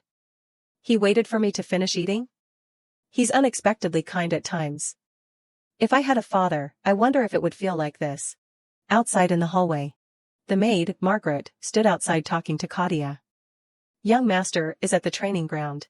Kadia asked, the training ground? Can I go there? Margaret pondered for a moment. The young master is very focused when he's training, so it's better not to go. Even so, since you said you wanted to see, I'll go with you. Kadia was overjoyed. Thank you, Margaret. They walked towards the training ground. The air is so hot, like hundreds of needles piercing my skin. She looked into the distance. That. A terrifying sight of green aura swirling together. Kadia tugged at Margaret's skirt. I want to go back. That green thing hurts me. The aura got closer to her. She screamed loudly. Margaret picked her up. Hold on tight, miss. With that, the maid lifted her up, flying off the ground. Kadia wondered, isn't Margaret an ordinary maid? The wrists and ankles, these are all training attire. Soon they landed. Blasco really is out of the ordinary. Margaret sighed in relief. That was nerve-wracking. You were surprised, weren't you? But this is an everyday occurrence. Kadia was indeed terrified. What was that? She looked at the completely cracked ground. Everything is destroyed? What kind of training is this? If you get hit, even a bear would die in one blow. She broke out in a sweat. Besides Werner, there seems to be someone else. Damn it. The voice belonged to Arnon. Kadia looked at her with admiring eyes. It's Arnon. Looking closely, she really is a beauty. Werner looked at her and said, "You can't fight me like that, Arnon." No effort in training at all? Arnon yelled in frustration, "Shut up, you bastard. You unlucky jerk. You used enhancement magic, didn't you? Or did someone force you to eat that stuff? Bastard." Margaret covered Kadia's ears. Don't listen to such bad words. You'll go deaf. Kadia forced a smile. Her mouth isn't very nice, is it? Arnon, about 3 years ago, was considered an excellent swordswoman, equal to Werner. But even with martial arts ability, injuries are inevitable. Because her right shoulder was fractured from holding a sword, the gap between Werner and Arnon grew wider and wider. After that, Arnon tried to hide her injury. It forced her to change direction and strengthen her weapon. And now, at only 15 years old, she holds a key position in the metallurgy field at Blasco. That's what I verified from the pendant. But she seems quite passionate about tactics. The way she attacks shows special skills. At that moment, Arnon was wounded by a blow from Werner. He approached and said, "Physical training is very important, Arnon. Leaving your right side like that will limit your range of motion. If you only hold the sword with your left hand and leave your right hand empty, it's easy to pierce an artery." Kadia was horrified. Oh no, is this the biting dog personality again? He clearly knows about Arnon's injury and still says that. Arnon looked at him with extreme displeasure. Margaret was also worried. Kadia asked her, "Sister, why is the atmosphere so strange?" Margaret replied, "The thing is, the lady was once injured, but the young master didn't know that. Because the lady said she would punish anyone who found out, that's why their relationship has become so bad." Kadia broke out in a sweat. Werner, you're truly insensitive. How could you not know? But to be honest, if it's Arnon's pride, she wouldn't reveal her pain. At this time, Werner said again, "Don't just think about strengthening your weapons. Strengthen your own strength and speed. At this rate, even in 10 years, you won't be able to beat me." Arnon didn't listen. "Stop playing around." How unlucky. She turned and left. Kadia looked at her back, feeling a little regretful. It seems Werner thought in his own way. That, on the contrary, is driving a big nail into Arnon's pride. The relationship between the two of them seems to be the most cruel among the direct Blasco members. That's why they've become like this. Margaret worried, the training is over, but it might be difficult to see the young master right away. The aura flow hasn't subsided yet, so you might get hurt. Kadia asked, "Then can I go to the lady?" Margaret grimaced. "Lady Arnon? I don't think that's a good choice either," Kadia said, "because I think the lady seems to be in pain." "Can I watch from afar?" Margaret looked at her with emotion. "So you're worried about the lady? Then let's go." She picked Kadia up again. "Hold on to me, Mississippi. I'm suddenly so touched." Margaret tiptoed and immediately flew up. The two of them looked down from above. It seems the doctor is following and pleading with Arnon. "Lady, please, let me do a quick check." "What if the muscle is torn?" Arnon scolded, "I said no need. I know my body best." Kadia frowned. "But just looking at her, I can tell her shoulder is in extreme pain. Her face is very pale. She really isn't well." Suddenly Arnon shouted, "And absolutely don't let Father and Werner know about my condition. The day the rumor spread, you'll be fired, understand, Leon?" He helplessly obeyed, and then Arnon told him to leave. Margaret was fidgeting. "I'm so worried. Her stubbornness isn't a good thing. Anyway, it might be difficult to see both of them today, because everyone's in a bad mood. Instead, would you like to do something else?" Kadia looked at her excited face. "Something else?" Margaret gave examples, like visiting the garden or the exhibition room here. "It's quite interesting. There are many things worth seeing in Savanah, north of the territory." Kadia thought of the eerie gloom of that place. "Savanah? I don't like that place at all." Then she suddenly remembered. "What I want to do is shopping." She was extremely excited. Being known as the heir to Blasco, just one shopping trip should be fine. Margaret enthusiastically followed her. "Miss, where do you want to go? A toy store, a cake shop, or a clothing store?" "Wherever it is, just tell me." Kadia was delighted. Like the specialty cake shop in Artem. It must be delicious. Although it's very tempting. It was just a thought in her head. I should be dignified. I should only buy what's necessary. Besides, I have a good reason today. She gently said to Margaret, "Sister, I want to go to the pharmacy." Margaret was surprised. The pharmacy? She confirmed again, yes, the biggest pharmacy in Artem. Margaret was extremely worried. Are you unwell somewhere? There are always doctors on call at the mansion. Feel free to tell me anything. Kadia immediately waved her hand. No, I'm not sick. The combination of herbs he taught me. At that time I wondered why I needed this. He told me, you should learn this carefully, so that you can live on your own after the subsidy runs out. Who knew I'd need it like this? Grandpa's prophecy was spot on. The door opened. Kadia was greeted as soon as she entered. Welcome to Lilybunt Herb Shop. Wait a moment, little girl. I'm a little busy. Do you need anything? Kadia's eyes lit up. She pointed randomly, from here to there. I'll take it all. I've wanted to try saying that for a long time. Dusk had fallen on the castle. Luth asked, have all the collateral members been summoned? Jimian sat slumped, lifeless. Yes. Today I received replies that everyone will attend. Luth reminded him, wake up, strawberry. Jimian was indignant. I told you I'm not a strawberry. Making fun of my hair color is childish. He grumbled, frankly, you should double my salary. I'm both an accountant and in charge of secretarial work. Luth ignored his rambling. Stop talking nonsense. Are you watching Orange? Jimian replied, yes, she probably went downtown today. Hearing this, he sat and thought for a moment. Observing his expression, Jimian thought, lately, he seems a bit gentler with her. That's right, cold people are often very subtly caring. In the middle of his inner monologue, Jimian was struck by lightning. After you're done looking, go to work. If you miscalculate, your salary will be deducted. He hurriedly obeyed and went to work immediately. Only Luth remained. He wondered, so the day is almost over? Maybe I should go and check. He pulled back the curtains. A strange sight met his eyes. Below were 2 carriages full of things. What is that? The mouths of the bags revealed branches of flowers and leaves. The owner of it was Kadia. I spent a lot. So this is how people flex. Just looking at it makes me happy. Let's go. Let's start creating. The room fell into darkness. In the blink of an eye, it was morning. Kadia was still diligently working. When did it get light? She hurried. I'm late. Let's go quickly. Food was already laid out on the table. Luth questioned, what were you doing yesterday? Kadia hesitated. Just playing alone in my room. Unexpectedly, he said, and gnawing on herbs too? She was dumbfounded. How did he know? Luth explained, you're covered in the smell of herbs. It's strange not to know.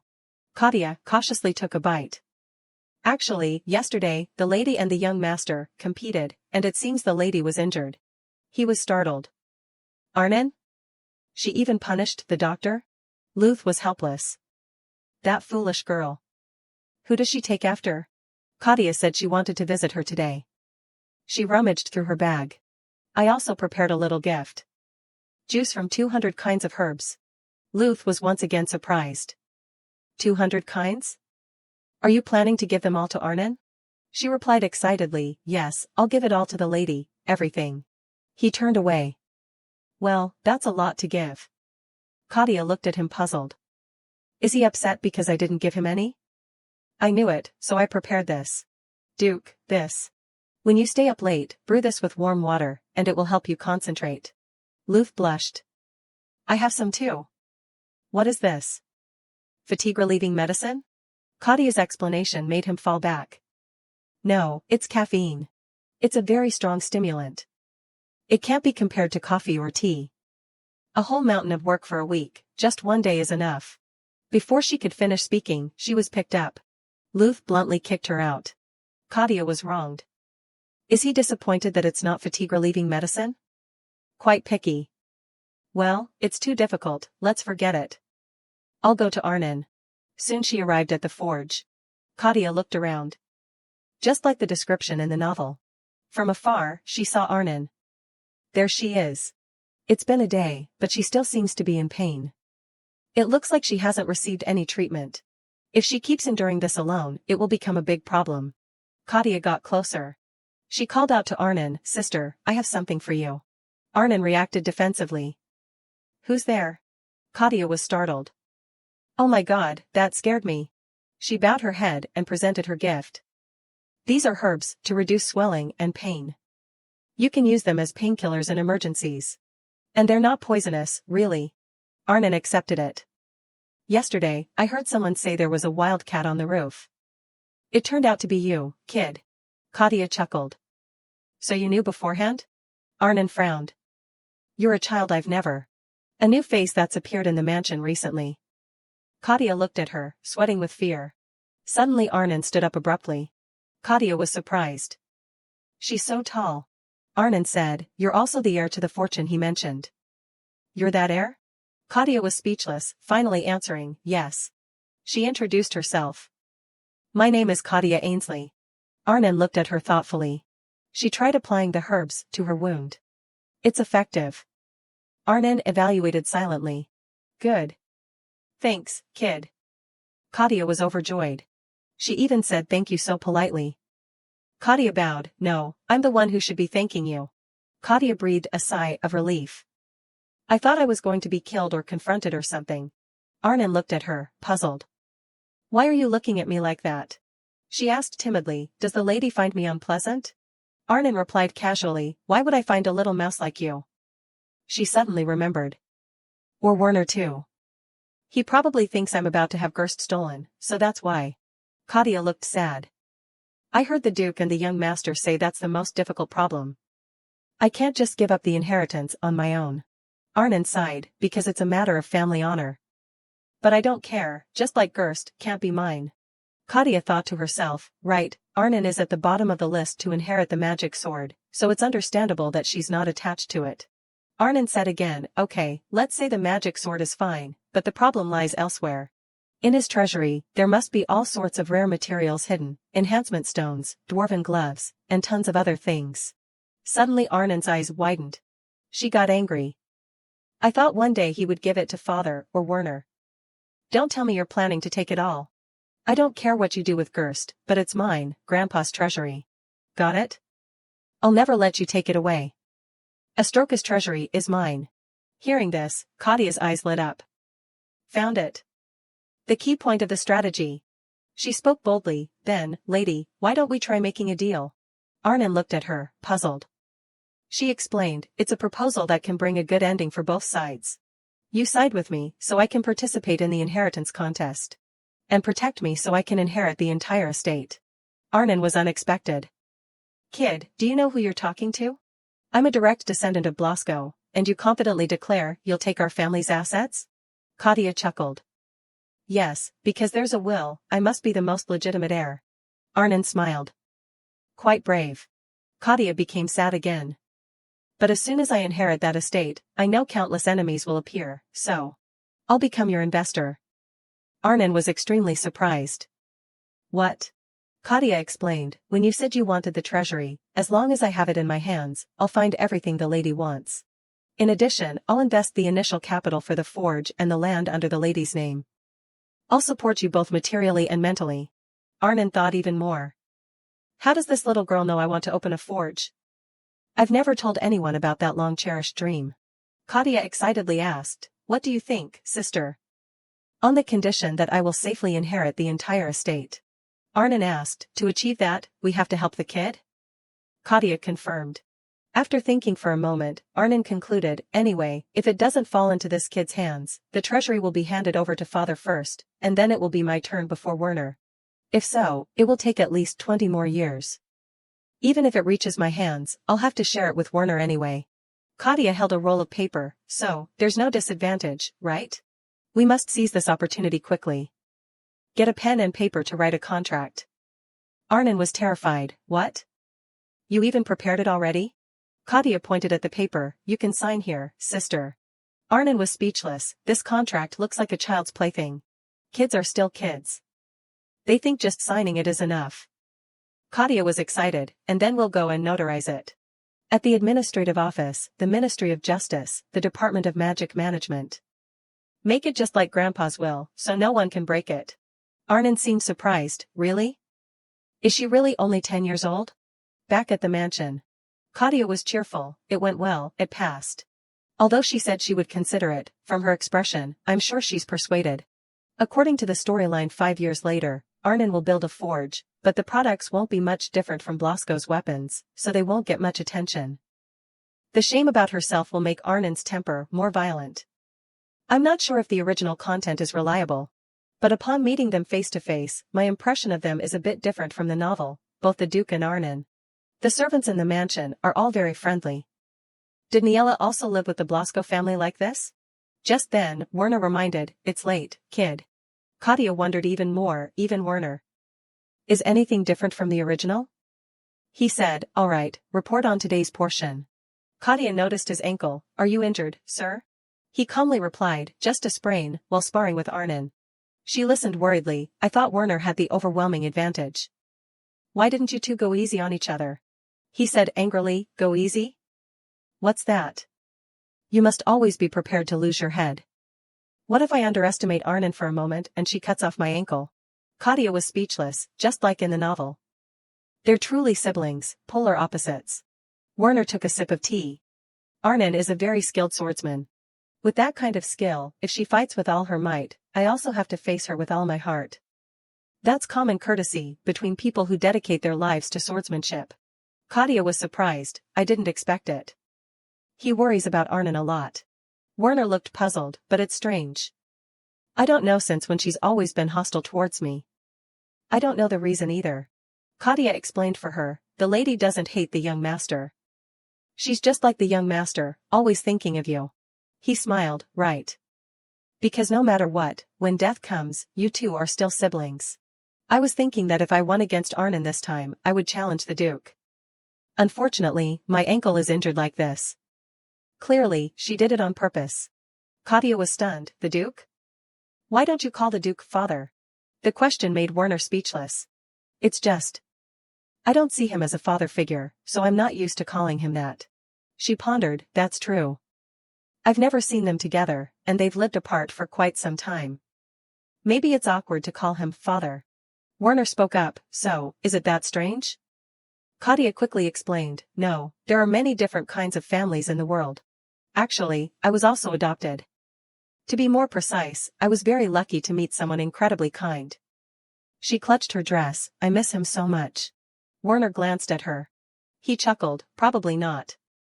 Everything in life has its price. You're a good person, so you met a benefactor. Life never tolerates those who are unworthy. Be confident, kid. Kadia was touched. I didn't expect to hear these words from Werner. Thank you, young master. Evening, at the Duke's room. Luth was surprised. You said she can see the flow of aura? The person replied, yes, sir. The young lady's body seems to sense aura. She once said, sister, let's go back, this blue aura hurts too much. It seems she can also see it with her naked eyes. He was deep in thought. Even after practicing swordsmanship for more than 5 years, it's difficult to see aura, let alone a child so small. How can she perceive it? He asked, how old is she this year? 7? She replied, she's 10, sir. Luth was stunned, she looks like she's 7. So small. She thought to herself, you're comparing her to your incredibly large children, that's why. He pondered, only 10 years old and can already sense sword aura. A child who only knows how to cut fruits has earlier perception than Werner at 11? The girl said, the young lady's body is quite agile and leaves few traces. She knows how to conceal herself to the extent that the young master and lady don't notice. Luth had a headache. A child who has never been trained can see aura and also knows how to hide? I've never encountered such a case in my life, besides myself. He smiled. Is this talent? Where did she inherit this talent from? I'll have to investigate further from her parents.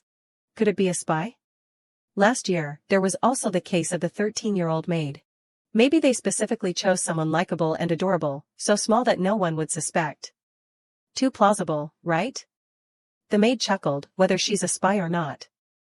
I don't know, but the young lady is indeed very cute. Luth was discouraged, all of you are seduced. You, Jem, and Keith too. The maid added, and you've had breakfast with the young lady 5 times already. He was speechless. This little orange is quite the infiltrator. Anyway, she will be chosen soon. There will be many distinguished guests visiting soon, so please welcome them warmly. He worried, I wonder if she is persuading Werner and Arnon. Can she withstand the pressure of the family meeting? She's so young. Kadia was peeling an apple when she heard the news. A family meeting will be held? The maid replied, yes. It's been 10 years since we've had such a large-scale meeting. Kadia worriedly asked, so when will it start? It's scheduled to begin as soon as Elder Jespa, the Duke's younger brother, arrives. Kadia was terrified. The family meeting is happening so soon? I haven't won over Werner yet. The maid looked in amazement as she sculpted the apple. Such a beautiful swan. I was so worried when you said you wanted to try sculpting it, but you're surprisingly skilled. Kadia boasted, I can also carve roses. The maid exclaimed, it seems like you're very talented with swords. Kadia thought to herself, but these chores won't help me survive in this house. I'm really out of options. Alright, I'll confess to Werner today. There was a knock on the door. Kadia entered Werner's room with the peeled apple. Hello, young master. Please eat this while you work. He was surprised, you peeled it yourself? She confirmed, yes. I'd like to offer it to you, young master. Werner put down his book, the maid cleans, and also does the kitchen work. You should ask for a raise. Blasco always pays the right price for the effort. Kadia seemed displeased, I'm not a maid. He said, sit there. Wait until I finish my homework and today's report. She obeyed, staring at the book in his hand. Is that a history book about the empire's politics? Looking at the arranged content, it's about the disputes during the establishment of the aristocratic council. This was the part he taught me, so it's better to refer to the neighboring country as an example. There's also this book, Continental Political History. Maybe I should show him the chapter on the aristocratic council of the neighboring country. She hesitantly picked up the book. Excuse me. Werner took it. Actually, it's here. Thank you. It's so complicated that I want to curse. Suddenly his expression changed. Wait, something strange. Have you read this book before? Kadia said shakily, yes, around this time last year. He was even more surprised. Last year, when you were 9? She thought to herself, here it is, the decisive moment. Kadia teared up, young master, actually, I. Just then, there was a knock on the door. The maid entered. Are you studying? I apologize, young master. It's almost dinner time and I couldn't find the young lady, so I came looking for her. Werner was surprised. The young lady? Who are you talking about? There's no Blasco child here. The maid calmly pushed Kadia forward. She's standing right in front of you. He was startled. What? Is it that kid? Hearing that, the maid suddenly remembered. I haven't formally introduced her to you, young master. This is Miss Kadia Ainsley, the person named in the Duke's will. She's been at the mansion for a week now. Werner's face was cold. So it was you. But why did you pretend to be a maid? Kadia was scared. I didn't mean to. I missed the timing to tell you. He said coldly, so you've been playing me for days? She quickly explained, I really didn't mean to. I was just afraid that if I told the truth, the Duke would kill me. Werner slammed his hand on the table angrily. Really? Are you kidding me? I've told this kid everything. I almost mentioned father's story too. He was trembling with anger. How should I deal with you? Kadia tearfully apologized. I'm really sorry, young master. I unintentionally concealed my identity, but I didn't lie to you. I didn't intend to deceive anyone. Please listen to my explanation. Werner had a headache. Wait a minute. She continued to justify herself. I'm really not a bad person, young master. So, this is how it happened. Unable to bear it anymore, he shouted, be quiet. This kid. Young master, why do you keep calling me young master? It made me mistake you. Kadia paused. Is the problem the way I address you? You don't like being called young master? Then how should I call you? Werner was taken aback. What? Well then. Werner. Kadia was very surprised. What? Your name? He sighed. Yeah, try calling me Werner. She called him as he said, but still got scolded. No, you have to use honorifics. I'm several years older than you clueless fraud. Kadia was terrified. Then how should I call you? Suddenly she had an idea. I know. Brother. Is it okay to call you brother? Werner was startled. Brother? She added on her own, and you can call me Kadia, or Kathy, Kitha, or whatever. He was completely petrified. Extremely annoyed, he decisively carried her outside. Kadia cried out in frustration, I'm really not a fraud. I've lived with Grandpa for 10 years. She was scolded by Werner, you're too loud, deceitful brat. She continuously apologized, I'm so sorry, handsome brother. I'm not ready to be buried in the mountains yet. He threatened, shut up. I'll cover your mouth now. Without another word, he brought her into a room. The person sitting inside was Luth. You should knock before entering someone else's room, Werner. He replied, who cares about knocking at this hour? Why didn't you tell me beforehand? How was I supposed to recognize her dressed like a beggar? What kind of outfit is this? Kadia dejectedly greeted him. Luth asked back, what did you say about her outfit? It looks exactly like a rainbow. Why are you dressed so strangely? Didn't Margaret prepare enough clothes in the wardrobe? Kadia replied, the wardrobe has plenty of clothes, but Grandpa bought me this one. So I really like it, and I miss him too. Werner was stunned upon hearing that. The room fell silent. Luth broke the silence, I quite like bright colors too. Werner was shocked. Luth continued, clothes should have many colors. The harmonious combination of top and bottom is very creative. Werner couldn't believe his ears, are you serious right now? Luth reproached him, why bring that up to a child, Werner? Werner was utterly defeated. His taste is a bit strange, no, very impressive. Kadia reminded, you just called me a beggar.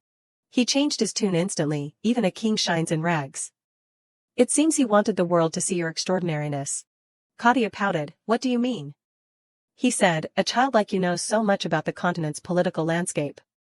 Of course, you're extraordinary. She didn't understand, what's so great about that? He said it's a collection of common knowledge. If you don't know it, you'll be called an idiot. Luth pondered, did father teach her secondary and tertiary level knowledge? Moreover, she has the reading comprehension and memory to grasp it. Besides sensing aura, she also has natural talent. Are all these things coincidental? He beckoned. Little Orange. Hearing him call her, Kadia replied, yes? Luth said, nevertheless, you should change into something more presentable. Uncle Jespa might be arriving soon. Kadia froze, Jespa Blasco, the oldest and most senior figure of Blasco. If that person comes, it means. From now on, the family meeting will be held. Sunlight streamed in from the window. Kadia walked while thinking, I still haven't been able to talk to Werner. I wanted to ask him to support me a little, but. Margaret reassured her, don't be too nervous, Mississippi compared to the Duke, Master Jespa, is quite warm. Kadia chuckled, because the comparison is with him, it's a bit. She thought to herself, actually, compared to Mr. Hergen's strict personality, these family members are just marshmallows. Arriving at the place, Margaret encouraged her, come on, Mississippi. Just go through that door. Don't be afraid. You can do it. Kadia reassured herself, there's no turning back anyway. Alright, let's try this. As soon as she opened the door, all eyes were on her. Kadia froze instantly. Everyone started whispering. Whispers spread from one person to another.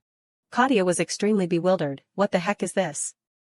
This is like a hearing, not a meeting. There must be 50 people. So many? Arnon, sitting below, smiled, she's here. Sitting next to her was Werner, you're here. Both of them waited silently. Kadia had noticed their presence. Arnon gave her a smile. This was a positive sign. She encouraged herself, alright, I can do this. Come on. Suddenly she heard someone say, she looks so ordinary. So small and skinny like that, how can she hold a sword? It's a blessing that the spirits aren't angry yet. Maybe Mr. Hergen was senile in his final days. Who would pick up an orphan? When he was young, his personality was already eccentric. Our siblings quietly avoided him. Kadia felt a pang in her heart, even if you talk about me like that, why drag Grandpa into it? She couldn't hold back, if you craved the estate and the magic sword so much, you should have done a good job when he was alive. You sent letters, but no one came. Both sides are the same. The whole room was startled, what is that kid saying? She continued, when he was alive, you turned your backs and ignored him, and now you're babbling about his inheritance. You're all such snobs. Because he didn't see anyone worthy, he left the huge fortune to a 10-year-old child. The nobles were shocked, that kid, look how arrogant she is. You still smell of milk, yet you dare to challenge the words of adults. Did the late Duke teach you such disrespectful behavior? Kadia retorted, Mr. Hergen taught me to never let others bully me. I'm doomed. Even if I get punished for insulting the nobles, there's no way to deny it. But I don't want to show a timid and cowering appearance. He said, no matter the circumstances, don't consider yourself weak. The moment you show weakness, you've already admitted defeat. The noble looked at her viciously, such an insolent and shameless child needs to be beaten to a pulp to wake up. Kadia was startled, what did you say? Just then, a hand stopped him. Luth entered, sit down, Chen. Getting angry like that in front of your elders is unsightly. Only now did Kadia recognize him, Chen Blasco, the person Margaret told me to pay special attention to. Luth added, and Kadia Ainsley, you be quiet too. We're not sitting here, just to waste each other's emotions. According to the investigation, except for the villagers, she hasn't contacted any strangers. At least, it confirms it's not a scheme by the royal family. Chen sat down frustrated. Luth announced, now then. Let's begin the 112th Blasco family meeting. May the Blasco Jade clan receive the protection of the magic sword. Kadia Ainsley sends her greetings to the entire clan and the Duke. The person exclaimed, so you're the heir, Hergen raised, little one. Kadia looked at him, that's Elder Jespa. His demeanor is as gentle as a mountain god. Jespa asked, have you collected all the evidence that the child's mother didn't intentionally target the assets, Luth? He replied, yes. If there was anything suspicious, I would have dealt with it immediately. Since being left in front of the late Duke's house, the child has never left Telfar. Telfar is a small and remote village, so few outsiders visit. According to the investigation, except for the villagers, she hasn't contacted any strangers. At least, it confirms it's not a scheme by the royal family. Luth said, yes, that's for sure. Jespa continued, looking at the notarized will, it seems Hergen's intention was very firm. It'll be 2 to 3 months before he revives, so it's difficult to ask him directly. If so, he really wanted us to suffer a great loss. Or he predicted that she would be very suitable to become the head of the Blasco family. Just one of those two things. Kadia felt extremely tense listening.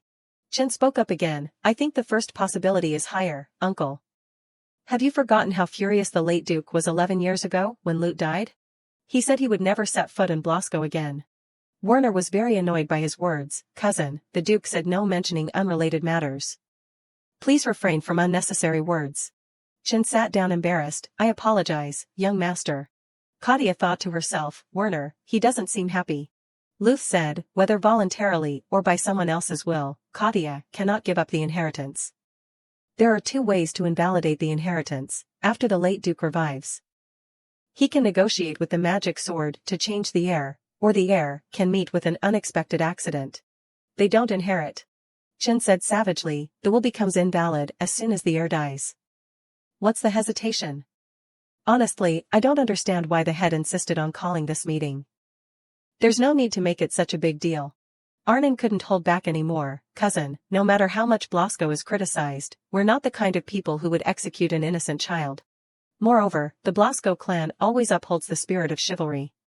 Even if that child is truly a fraud, pushing her to death is no different from tarnishing the will of the Blasco clan. Of course, the spirits wouldn't allow it either, right, uncle? The person she asked was Jespa, you're right. Chen, be careful with your words. He was annoyed but couldn't do anything. I didn't expect Arnon to still hold a grudge. But I suppose you don't want the magic sword, do you? Or are you aiming for the inheritance? Even if you kill that child, the assets won't reach you. First, it will belong to father, then it will be the direct line, me and Werner. That means there's no way for the Chen branch family to interfere. Chen hastily explained, I swear I didn't mean that, princess. But what happens next depends on the wise homeowner's plan. Luth smiled. I presented 2 solutions earlier, but I'll clarify. Everyone began to murmur. Actually, there's a more promising way. Kadia, equally anxious, asked, what is it? Luth said calmly, I want to add Kadia Ainsley to the Blasco family registry. Now the center of everyone's attention, Kadia thought, add to the registry? What does he mean? There's no such condition. Luth's grandfather asked, do you mean you'll adopt her? This was already within Luth's calculations. Yes. Upon hearing this, everyone erupted in outrage. What did I just hear? How could that be?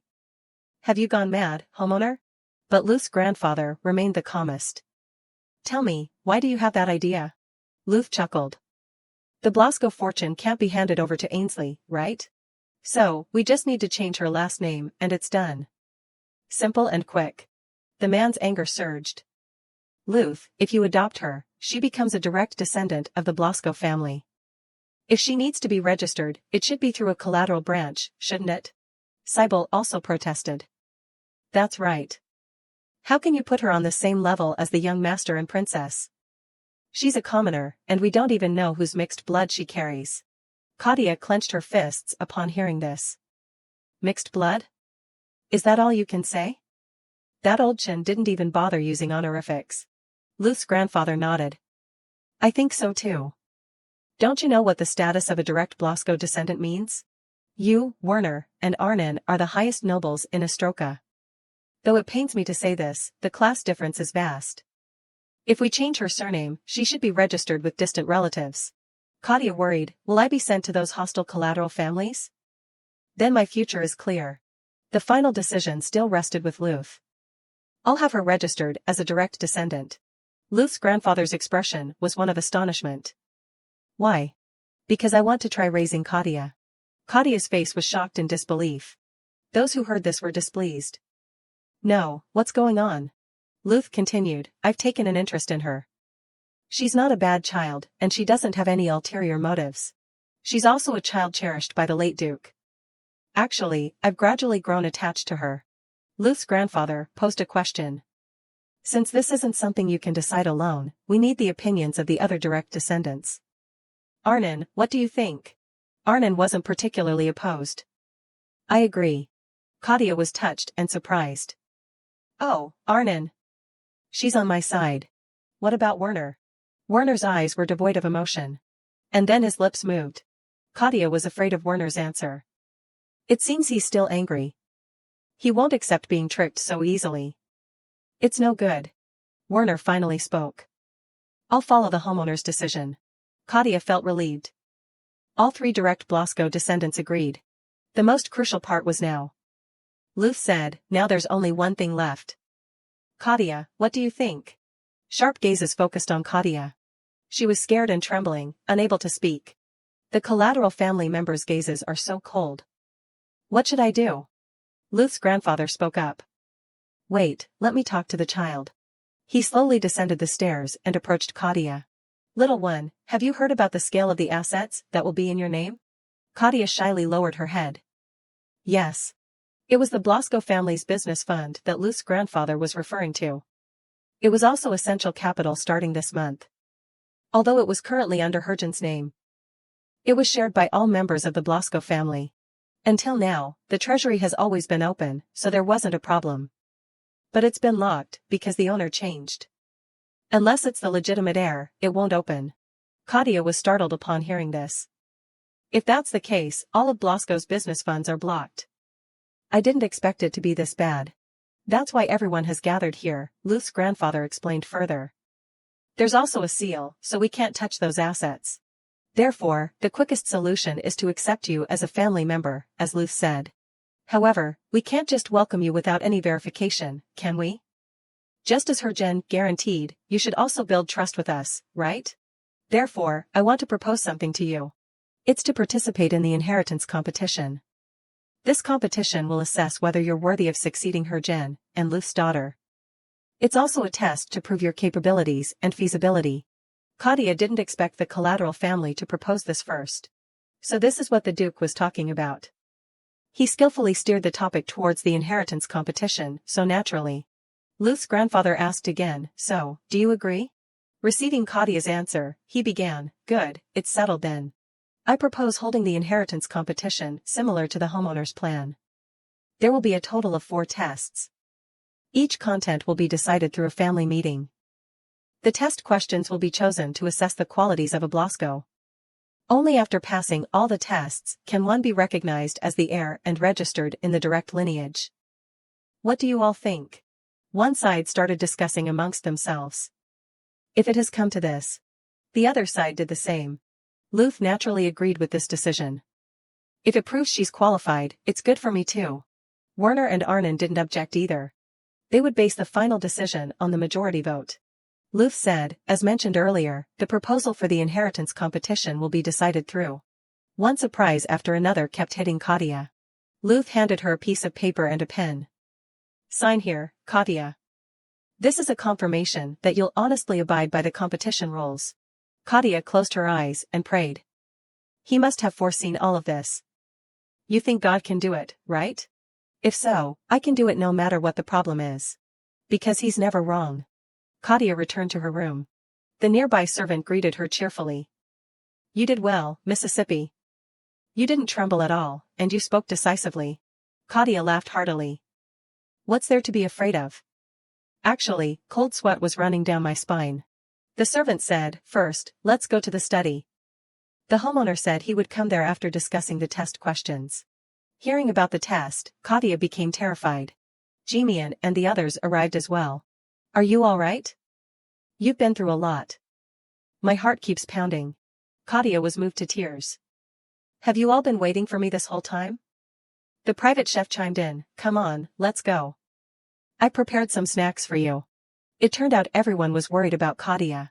I'll do my best on the inheritance test, just like how everyone is supporting me. All four of them paused and looked at her. The servant said, oh dear, you can take your time. Jimian chuckled. That's right. No one will chase you away if you don't pass the test. The chef also reassured Kadia. If you find it difficult, just come to us. Isn't Miss at the age where she should receive love and care? Kadia cried tears of happiness. Everyone is so kind. Thank you all. Seeing Kadia like that, everyone rushed to comfort her. In Luth's room. He glanced at Kadia. Has the orange turned into a Halloween pumpkin now? What's with that face? Kadia sniffled. Duke, were your words earlier sincere? Don't you remember saying you wanted to adopt me? With the same cold demeanor, he replied, as the head of the family, would I lie in a meeting? Kadia wiped away her tears. Can I ask why? I thought you hated me. This question rendered Luth speechless. Do I look like that? It's not about whether I like you or not. It's just that I'm respecting my father's wishes. It's the easiest way to transfer the assets under the Blasco name. What else could it be? Kadia slowly said, adoption means becoming a family. Does that mean I won't be Kadia Ainsley anymore, but Kadia Blasco? Kadia's hands gripped her skirt tightly. So, you'll be my father? That made Luth think for a moment. That was the key issue Kadia wanted to address. Luth walked over to Kadia and sat down on the chair beside her. If you ask me if I consider you my daughter, of course not. Kadia knew it. That's really too much. Then Luth continued, but it's like the orange. Don't you need a grandfather more than a father? Kadia thought it wasn't necessary. Luth only explained when pressed. It's not because I want your father's or Gerst's assets that I want to adopt you. Kadia was anxiously curious. Then why? It was simply because Luth was curious about her. I don't know what my father saw in you that he cherished you so much. Why didn't he contact Blasco even once? Why did he even leave me with all this trouble after his death? I'm curious what he wanted to tell me through you. Kadia stared intently at Luth. So the Duke has been thinking a lot when looking at me. Not to mention those deeper parts that I can't even guess. Then Luth, full of calculation, added, but don't get too cocky, Orange. Because you're still not qualified. If you can't even reach Werner and Arnon's toes, you'll be ruthlessly eliminated. Kadia puffed out her cheeks. What if I don't like it? But Luth said Kadia absolutely couldn't. How can I hate someone who could become my real grandchild? Kadia was speechless. You shameless, using my grandfather to cause trouble is illegal. Why me? Why am I the orange? Luth hugged Kadia tightly. Are you getting cheeky because I'm being too lenient? He lifted her up and let her observe the entire scene. Look at this place. Kadia's eyes were filled with admiration. Luth said with a smile, this scenery, these things happening before your eyes, do you want to possess them? Kadia asked, can I be honest? Luth replied, it's more ridiculous if you lie. Tell the truth. This castle was Kadia's yearning. I want it. I want to live here. A beautiful house, a luxurious life, and friendly people, everything I envied is here, even a single family. I also want a family, to become rich, and create my own future with my own strength. No matter what discrimination I face, I can't die. The fact that I appear in chapter 168 of the original story, at least it means I'm alive in the future. Duke, I swear, I absolutely won't give up halfway. Definitely not. Luth was satisfied with it. Good answer. Kadia's goal had changed. No matter what happens, I will grow up in this house. Morning in Kadia's room. Arnon opened the door and entered. Kadia, are you ready? What's this? Are we going to battle somewhere? That look of determination. Kadia's face showed her excitement. 1,000,000 gold and my life are at stake, of course, I have to be determined. Her spirit impressed Arnon. Good attitude. Let's go out then. As soon as she reached the carriage, Kadia had a bad feeling. Why is he here? It was Sybil. Let's sit together, Ainsley. He was rude to Kadia just the other day. No thanks. But Sybil didn't seem to care. Even if you don't want to, there's no other way. I've been assigned to monitor Ainsley's behavior for cheating. I have to do my duty. Sit properly, Ainsley. I found you extremely rude yesterday. Vulgar language, sloppy posture, impudent eyes, and even a short temper. It's the typical uneducated commoner type. It can be overlooked for the Duke, young master, and princess, but not for me. I won't tolerate any behavior that degrades the Blasco honor. Ainsley, you must remember that the more rude you behave, the more you damage Blasco's reputation, as well as the late Duke's. This was Kadia's tactic to provoke someone as hateful as Sybil. I can't stand it anymore. How dare you even mention my grandfather? You're so educated. I thought you were the one who shouted yesterday about whose mixed blood I carry. I've never uttered such vulgar words. Using the Blasco name and acting so uncouth, doesn't that go against the knight's spirit? If it were me, I'd be so ashamed I wouldn't be able to lift my head. Sybil was very annoyed. How dare you say such disrespectful words? Then Luth arrived, surprised to see Sybil. Why did you get on my carriage, Sybil? Stop changing the subject. I'm asking why you're here. Sybil's arrogance vanished. I've taken the role of supervisor. I have a duty to follow Ainsley all the way to the capital. Luth said coldly, Supervisor? I don't remember anyone like you. Don't you see this? Kadia was startled to see what Luth had just touched. The direct descendant symbol, a spiral pattern. The collateral branches didn't have a pattern on the butterfly wings. It was like an absolute barrier, separating the direct and collateral lines, preventing them from mingling. Luth then kicked Sybil out. He could only endure and obey. Suddenly, Sybil grabbed Kadia's hand. Come on, this carriage is only for direct descendants. Kadia was bewildered as to why she also had to leave. Werner, standing nearby, saw this, and his face darkened. Can't you understand polite words, Sybil Blasco? Get out now. Regardless of whether our family adopts her or not later, the possibility remains unchanged. Do you understand? Sybil bowed his head. I apologize. And then Arnon also arrived. Who is this? That question embarrassed Sybil. She doesn't know me? Greetings, princess. I'll be behind the carriage. Arnon dismissively ignored him. Fine, move out of the way. Kadia's eyes nearly popped out. So cool. So this is the power of a direct descendant. Oh my, such flirting, so refreshing in the morning. The carriage carrying everyone passed through the magic circle. Kadia was surprised by this sight. Is this teleportation? I can't believe it can move such a large carriage. It usually takes 15 days from Blasco. This fantasy civilization is superior to modern science. Luth glanced outside. We've arrived at the gate. From here on, it's the capital, Palame. The scenery was incredibly magical and luxurious. Everything caught Kadia's attention. The origin of magic, Palame is the center of the Astroka Empire, also a land of expensiveness, so sparkly and glamorous. Luth said, go straight to the central bank. The first test is to open Hergen's vault at the Astroka Central Bank. The central bank vault was a restricted area heavily guarded. If the owner died, the vault would automatically lock. Since the unlocking method depends on the owner's settings, no one can know except the person involved. Usually, it's riddles, but there are also cases where you have to crack the lock, like using special magic or setting traps to prevent thieves. Kadia has to go there first to find out. Arnon asked her again, are you really confident? Kadia wasn't worried at all. Trust me, princess. Though I might be a little overconfident, but when he was alive, my grandfather gave me some hints. There must be some numbers written somewhere. First, I have to bring everything he left behind. The blunt key, the broken music box, the pocket watch. Anyway, I'll try everything. If there are no numbers, I'll just open the rocket pendant and go inside. Time stops in there, so if I find the original and think about it, I'll figure out a way. Luth turned to look at her. Come on, let's go inside. Kadia's first test began. Inside, there were dolls doing their work. Magic dolls made of sand, set with automatic instructions, and capable of using attack magic. There are really no humans. Kadia was surprised that all the work in this large bank was handled by sand dolls. It's truly miraculous. Dal greeted the guests. How may I help you? Luth presented a large envelope. We're here to unlock the vault under the name of Hergen Fernand Blasco. Dal opened and read the fully documented papers. I will scan Kadia.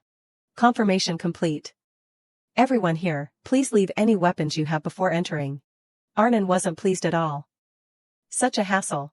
Werner and Arnon laid down a lot of weapons. Kadia looked on in fear. What was all that? Could they always equip themselves like this? Who would dare mess with Blasco now? But then again, the relationship between the royal family and Blasco was very bad, and the capital was the royal family's territory. They had to be more careful than usual. Dal will show you the way. Please follow me, everyone. We've arrived. Everyone had a serious expression except for Kadia. It looked like she was scared. What is that? A monster? Luth explained that it was Gerst, the demon that Blasco's ancestors risked their lives to seal inside the magic sword. That was its original form. Good luck, Orange. Since your test is to face it, try your best. Don't get hurt. Both Arnon and Werner spoke over each other. It's a shame you have to deal with that demon alone. We'd like to help, but we've been stripped of our weapons. Sorry, kid. Kadia was already scared. No way, I'll be swallowed whole, bones and all. I give up, I'll die. Absolutely not. Luth placed a hand on her head. It's stone, just stone. Look closely. It's not moving. Kadia looked again. Stone? Were they kidding her? Werner teased her, scared of a few rocks? Speechless, Kadia gave him a look. Honestly. They're even tricking me at a time like this. Then Arnon stepped closer. The real test is finding a way to unlock this door.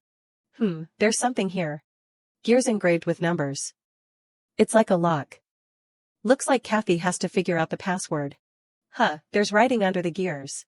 Where my fragrance lingers, where my soul resides, where my youth burned brightly, my friends, my love, my songs, we will return to the long journey when we turn back to the starting point. What does that mean? Arnon explained, this is a holy verse commemorating the spirits of Blasco, though it's been slightly altered. It was originally a song, sung to commemorate the heads of the family. Arnon sang the words engraved on the gears. Kathy watched intently. This is Blasco's memorial verse. It's clearly this song. Arnon then asked Dal, whoever opens this treasury will be the owner, right? Dal cheerfully replied, anyone who opens it has the right to enter and modify the treasury lock. Siebel's mood suddenly changed upon hearing this. Arnon and Werner also reacted differently. Kathy noticed the change in everyone's eyes. Arnon shouted, Blasco's Holy Hymns, Volume 1, page 34, lines 11 to 16. The gears began to move. A pink light appeared in the crack of the door. The light began to fade. Arnon was filled with disappointment. Wrong? Arnon's eyes widened. What was that sound? The stone statue's posture had changed. Werner said, look at the magic at its feet. That's a powerful attack from 6 circles or more. I think if you get it wrong more than the specified number of times, the magic circle will complete and unleash an attack. Arnon pouted. Well, it's just a stone statue. Werner scolded her, we're empty-handed. How can you be so naive? You're such an idiot. Unable to hold back, Arnon retorted, shut up. I only tried once. Do you think you figured it out, Mr. Smarty Pants? Werner rubbed his head and said randomly, since it has 7 digits, it's probably a date. Siebel panicked upon hearing this. He ran to the gate, despite Werner's yelling. Ignoring Arnon, Siebel pushed his way in. Siebel's smile seemed to lose its humanity. The number Siebel entered appeared. It has to be this. But instead of opening, the door shattered. Siebel didn't understand what was happening. Everyone looked up at the statue. Werner yelled, it's changing its posture again. The magic circle is nearing completion. But Luth remained motionless. Siebel tried again. If it's not the day the Duke inherited the title, then is it the anniversary of Luth Blasco's death? He tried again and again, but all were wrong. Arnon began to lose her initial confidence. Oh no. Kathy heard it growl as if it were alive. It looked like it was about to move. Sybil seemed to go mad. It's not that either. Then, not letting him continue, Werner gave him a beating. Hey, you! How dare you interfere? Arnon was also very upset. Don't you know that observers aren't allowed to interfere with the test? Back off. I should have used force to separate you from the door earlier. How many tries do you think are left? Werner observed and said, judging by the complexity of the spell. It seems like there's only one chance left. Arnon glared at Sybil, furious. That idiot wasted 2 tries. It's partly my fault for touching it at the beginning.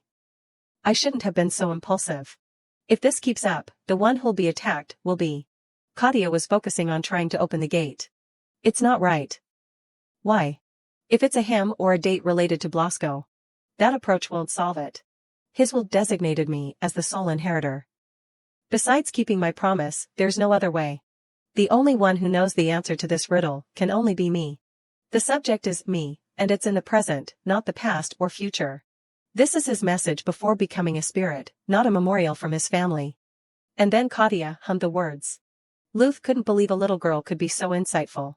That message was Kadia's lullaby. It carried the gentle melody he used to sing whenever she had trouble sleeping. Kadia's memories of her Jen flooded back. Grandpa, what does it mean? Where does my fragrance linger? Her Jen had chuckled. So, where do you think I enjoyed my youth? Kadia had chimed in, your hometown.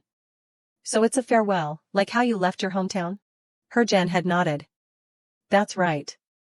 All the important people in my life are still there. Kadia had thought he must miss them very much, which made her sad too. But her Jen had been incredibly optimistic. Instead, we will go where we belong, then return to the long journey to find what awaits us at the starting point. I remember you were the first person I took with me to Lydon. It was you, Kadia. It seemed he had found Kadia. Originally, it was a song to bid farewell to departed souls, but it was sung as a lullaby. Could he have been here a few months ago? Sensing the magic sword calling him? And came to change the treasury lock to this? I'll try. I know what it is now. Arnon couldn't believe her ears. Really? Kadia turned the gears back. Werner was even scared for her. Hey, kid, if you just turn it randomly like that. This is the last chance. Kadia was finished and just waited for the result.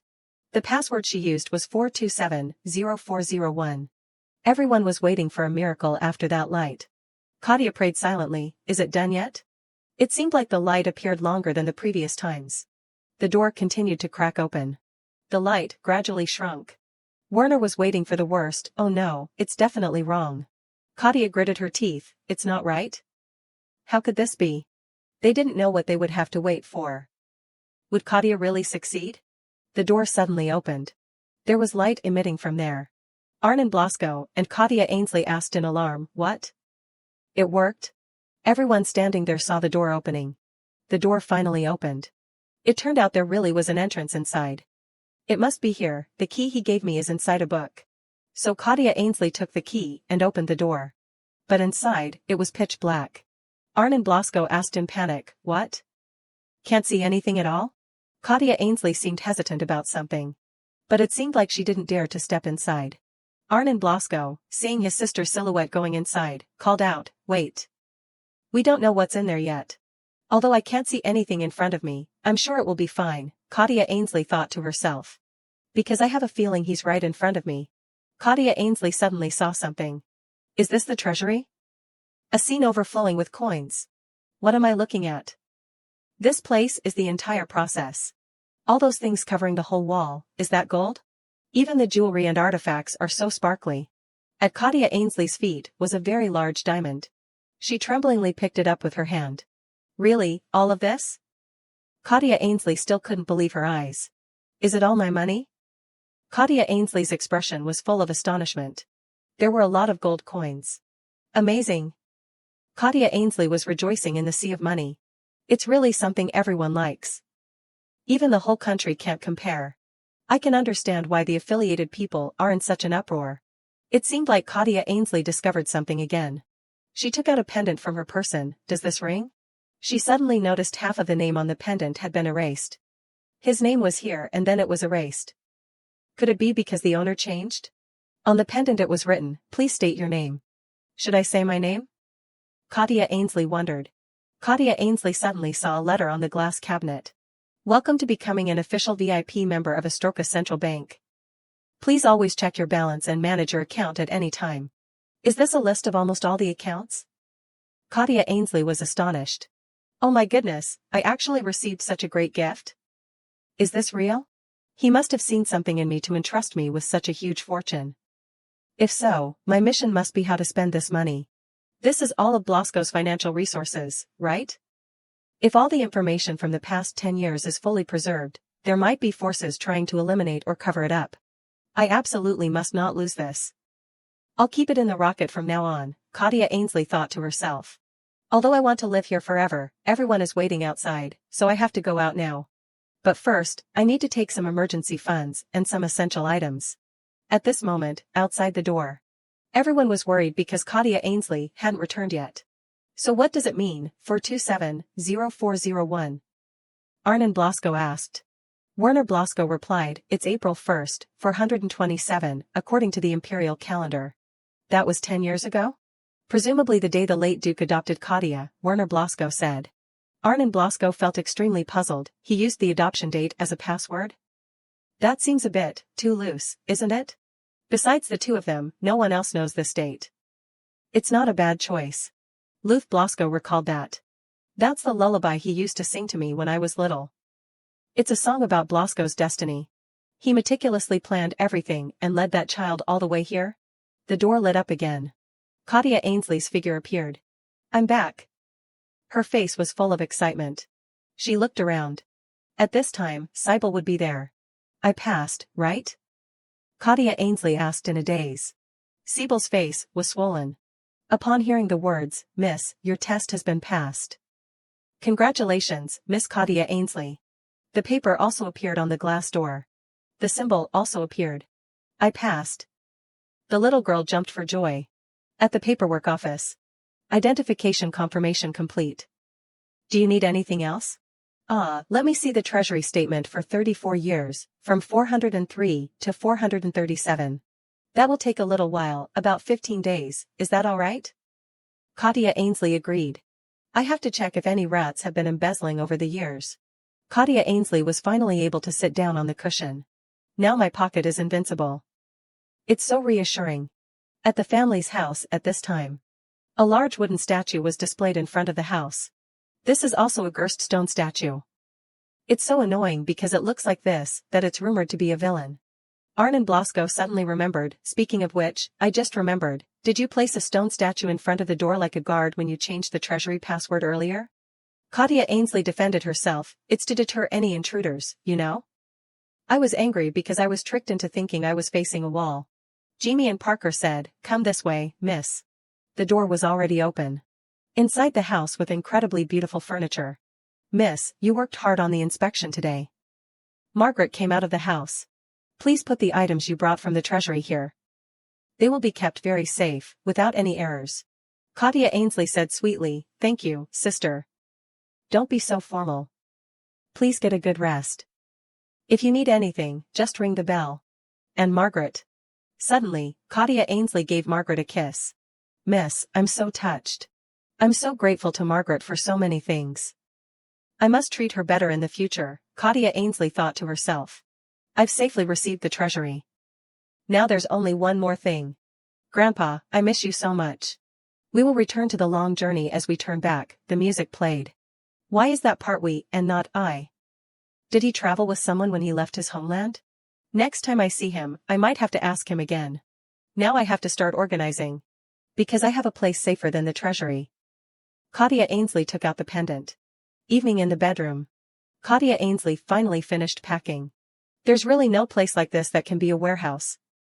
It originally had some things here, and it wasn't possible to bring things in or out, but now I can. Kadia Ainsley's footsteps became lighter. Our present is like magic. There's still no progress in chapter 168. What conditions do I have to meet to unlock the new chapter? Finally, the belongings were neatly arranged. The basic cleaning is done. How much is this worth? These are magic tools worth a fortune at the auction. Kadia Ainsley suddenly had a thought. That's right, I have to bring it back. In her bedroom. It looks light, but why is it so heavy? I need a weapon sufficient for self-defense in emergencies. It wouldn't be strange if an assassin were sent to deal with me. So Kadia Ainsley was determined to lift the sword, but it was too heavy. It made her feel extremely difficult. I have to strike a cool pose too. I'll cut it in half. At this moment, there was a sound of the door opening. It turned out to be Arnon Blasco, who heard the noise and ran in to see, cutting what? Do you know how dangerous it is to swing a sword without wearing armor? You think wielding a sword is like playing with a toy? Why are you even bringing it out at this hour? 12:24, Kadia Ainsley was scolded and felt scared. This is the upfront payment I'm giving you, sister. Optional double attack power, and level 5 permission to activate a defensive barrier in emergencies. It's the third masterpiece of the legendary blacksmith Yakin. It's rumored to have disappeared from the continent centuries ago. Don't tell me it's Cansword 3, that legendary sword? That's its name. You just have to make a contract. If you sign all of Yakin's masterpieces, 99% pure magic stone, and pure mana water, I'll give them all to you. Is that okay? Don't you feel bad about giving away such precious things? Of course, but I bet he would also want to give it to someone who needs it. No wonder. Arnon Blasco felt incredibly grateful to Kadia Ainsley.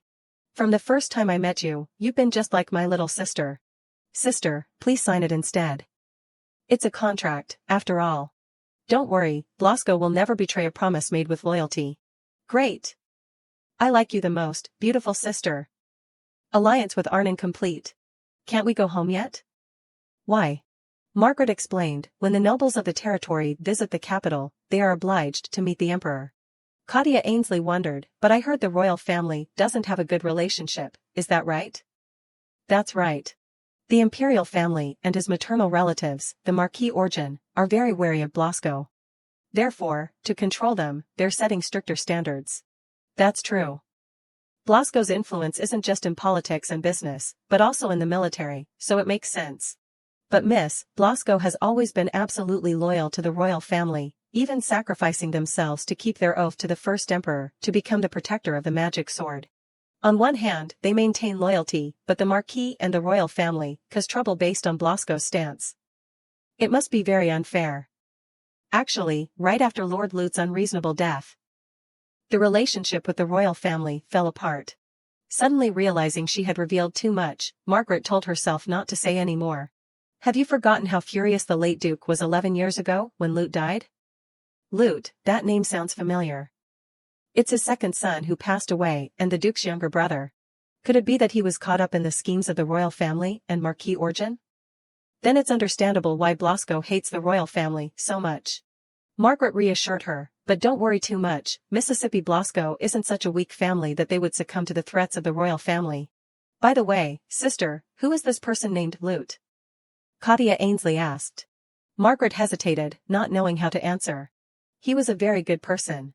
He was upright, devoted to the family, and the most skilled swordsman.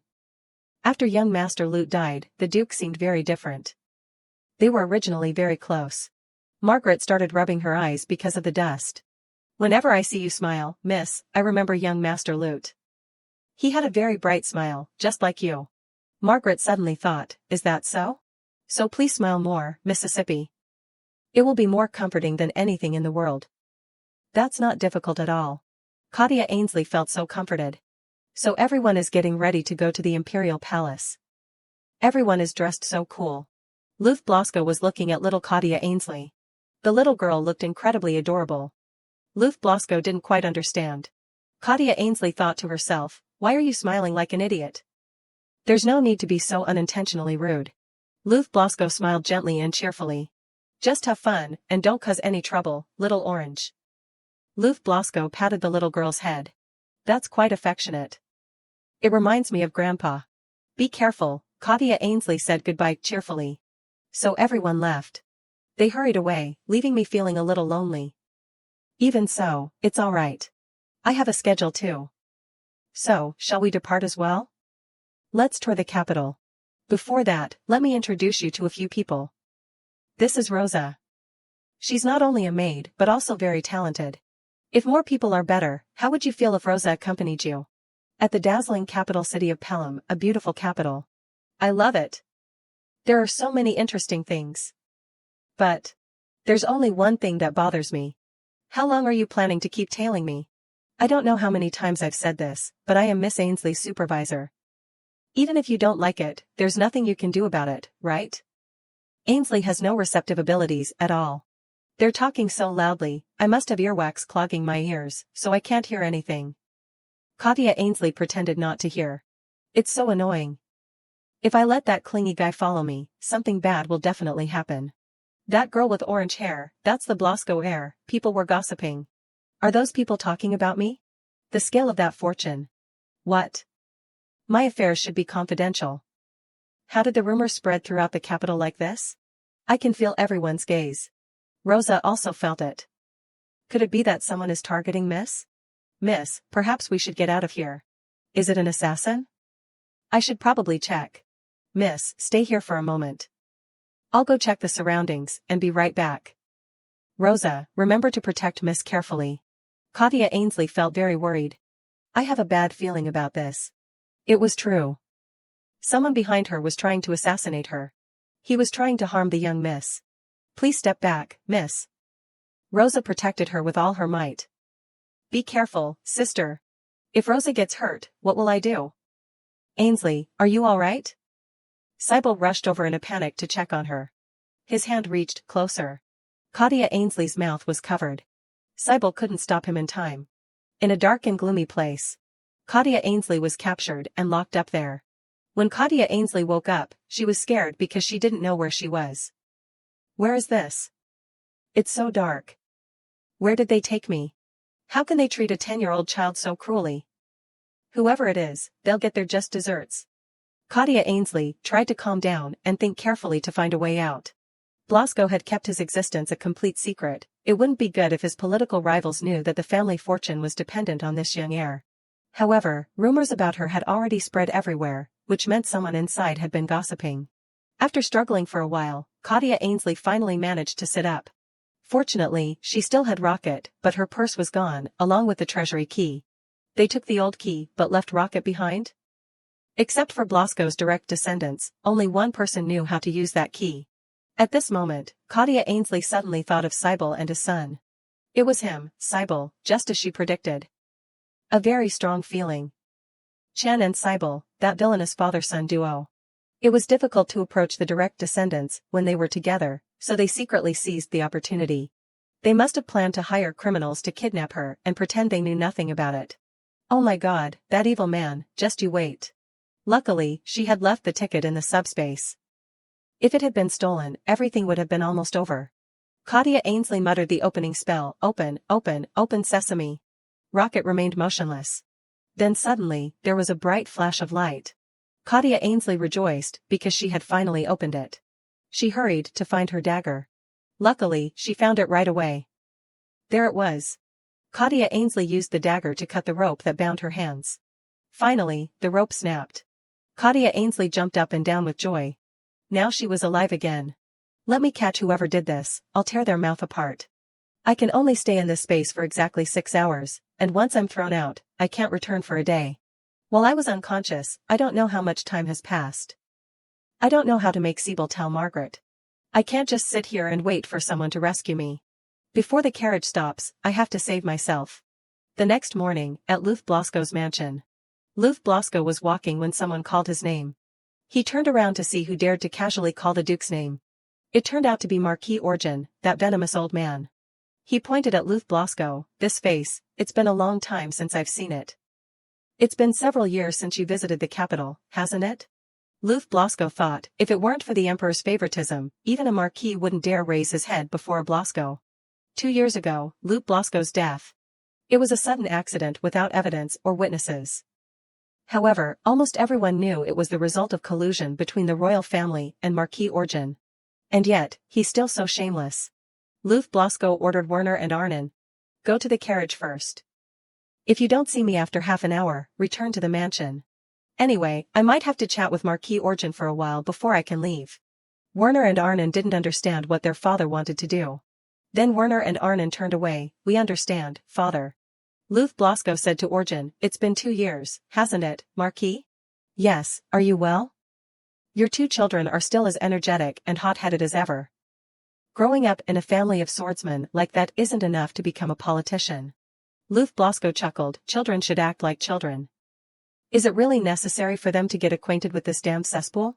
Orjan continued, of the 2 of them, won't the next head of the family join the nobility one day? Do you need me to teach you to be a little more farsighted, Luth? Luth Blasco replied, let them figure it out for themselves. Interfering will only lead to the same result as before. By the way, Marquis. You're speaking too casually. You should be aware of your position, shouldn't you? Hearing Luth Blasco say that, he was startled. How dare he casually address the Duke by his name? If you weren't an elder, I wouldn't even need to show you any respect, Marquis. Orjan stammered, I was being thoughtless. I thought I'd be happy to greet you, since it's been a while. It's been a while. Let me see, I've always been hearing news about Orjan. Don't you often send people from over there to Artem? Even so, please avoid coming at midnight or dawn. Also, are you sending children to lower our guard? I won't let them off, just because they're kids. After saying that, Luth Blasco turned around and left. All right, I'm leaving. Orjan spoke up, speaking of children, I recently heard a rather interesting rumor. I heard the Duke had a late-born child. That rumor is spreading all over the capital. Your father left his entire inheritance to a child who isn't even blood-related. Wouldn't it be better to be careful? In this bustling and treacherous capital, who knows what might happen? Word travels fast, doesn't it? Luth Blasco scolded Orjan, stop prying into other people's family affairs and worry about taking care of your alcoholic youngest son. Then Luth Blasco quickly left. At this moment, he felt uneasy. He guessed Margaret alone wasn't enough to escort her. Arnon shouted, Father. Something's wrong. Kadia. Luth Blasco panicked, what? Sybil knelt down, I'm so sorry, sir. While I was being careless, we were attacked by strangers, and Ainsley disappeared. Hearing this, Luth Blasco became furious. He drew his sword and pointed it directly at Sybil. Are you complaining and praising yourself for your skills now? Go find her immediately. Such a terrifying aura. Search the entire capital and bring her before me. Don't let a single hair on her head be harmed. Inside the gloomy prison, Kadia Ainsley was captured. Her escape had failed. As soon as the carriage stopped, I jumped off, but who knew it was the destination? Why bring all this back here? It's too suspicious to sell. This is the leader's order. Don't send it to the arena, but auction it off separately. Kadia Ainsley's eyes widened when she heard the words, arena, auction. Throw it in that cell over there. The man opened the door and threw Kadia Ainsley straight in. Don't scream, just sit still and wait. Kadia Ainsley slightly opened her eyes. Although the arena was legal in Ostroka, it seemed like it was also a place for illegal business, including human trafficking. In the original story, Niella was also pushed into an illegal arena. It's similar to the plot. So am I being punished for taking her place as a girl? Punishment? I will become Kadia Blasco. Kadia Ainsley looked around and saw that most of the cells were empty. It was quite noisy outside. The match was probably still going on. I brought my dagger from the subspace. Once the guard leaves, I'll sneak out right away. Suddenly, Kadia Ainsley was startled by a shout, walk properly. What? That boy was caught too? He wouldn't even listen today. It's time to slowly reveal our true colors, isn't it? Not dead yet? Even if he dies, it's not like he won't come back to life. He'll probably wake up tomorrow. The 2 men pushed the boy straight into the cell. He's stubborn, not an easy one. If we torment him for about 15 days, won't he eventually turn into a divine beast? Everyone's getting impatient. It's a waste of effort today. Damn it. It's useless now. It's better to auction him off tomorrow. He's a mixed blood beast, and he looks quite good. He'll probably fetch 500 gold coins. A mixed blood beast. No matter what, he has regenerative abilities, and silver hair. Kadia Ainsley pondered, that boy, could it be? When the 2 men left, Kadia Ainsley looked through the bars. She softly said, hey there, are you all right? The boy's hand reacted. Kadia Ainsley took out her dagger, sawed through the bars, and ran over to the boy. Hey, are you awake yet? Does it hurt a lot, mister? Looking at the boy, Kadia Ainsley found him very familiar. She gently pushed his head up with her hand to get a better look at his face. There was no mistake, this boy was the male lead in our present, the magical, divine beast Achel, the master of the holy sword. The boy woke up and asked Kadia Ainsley, "Who are you?" But he only received the innocent reply so small from Kadia Ainsley, which left him completely bewildered. Achel, a hybrid between a human and the ice divine beast Tribiclas, was destined to become the master of the holy sword from birth. A cold-blooded, handsome swordsman with a strong and tall physique, he was once the heartthrob of many readers in Ji Wu Ma, and also my favorite character who kept me awake every night. I never thought I'd see his small and cute childhood appearance right in front of me like this. It's too adorable, I almost want to cry. Seeing Kadia Ainsley silent, Achel said, "I asked who you are, carrot head," but Kadia Ainsley still didn't listen and just sat there daydreaming, her voice childish too. His body is already recovering, even the bloodstains are disappearing. He really is a munchkin character. If I do well, maybe I can ask him to help me get out of here. Kadia Ainsley looked at Achel, "You must be in a lot of pain. Are you feeling any better now?"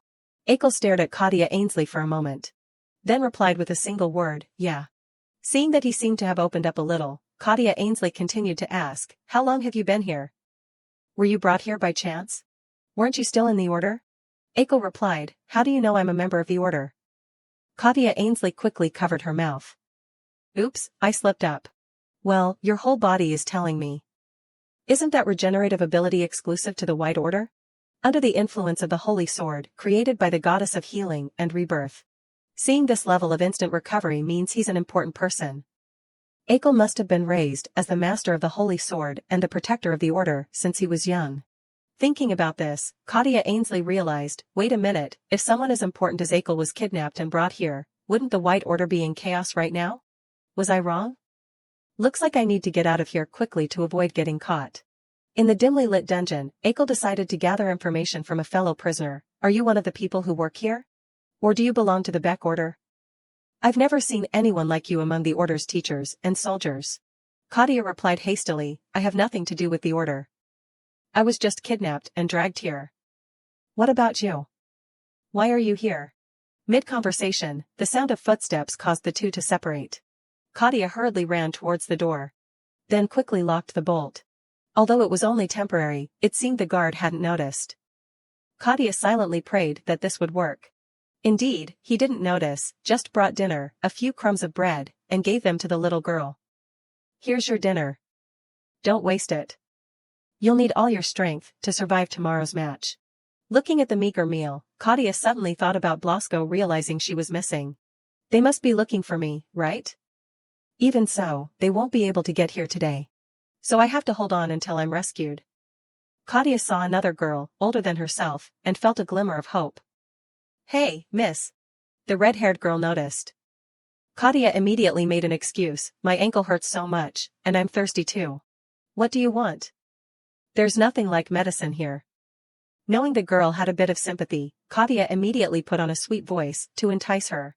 "Then can you bring me a handkerchief, water, or something? If something happens to me, the value of the product will decrease, you know?" The red-haired girl, fearing that her own life would be in danger if the product was damaged, felt a bit reluctant.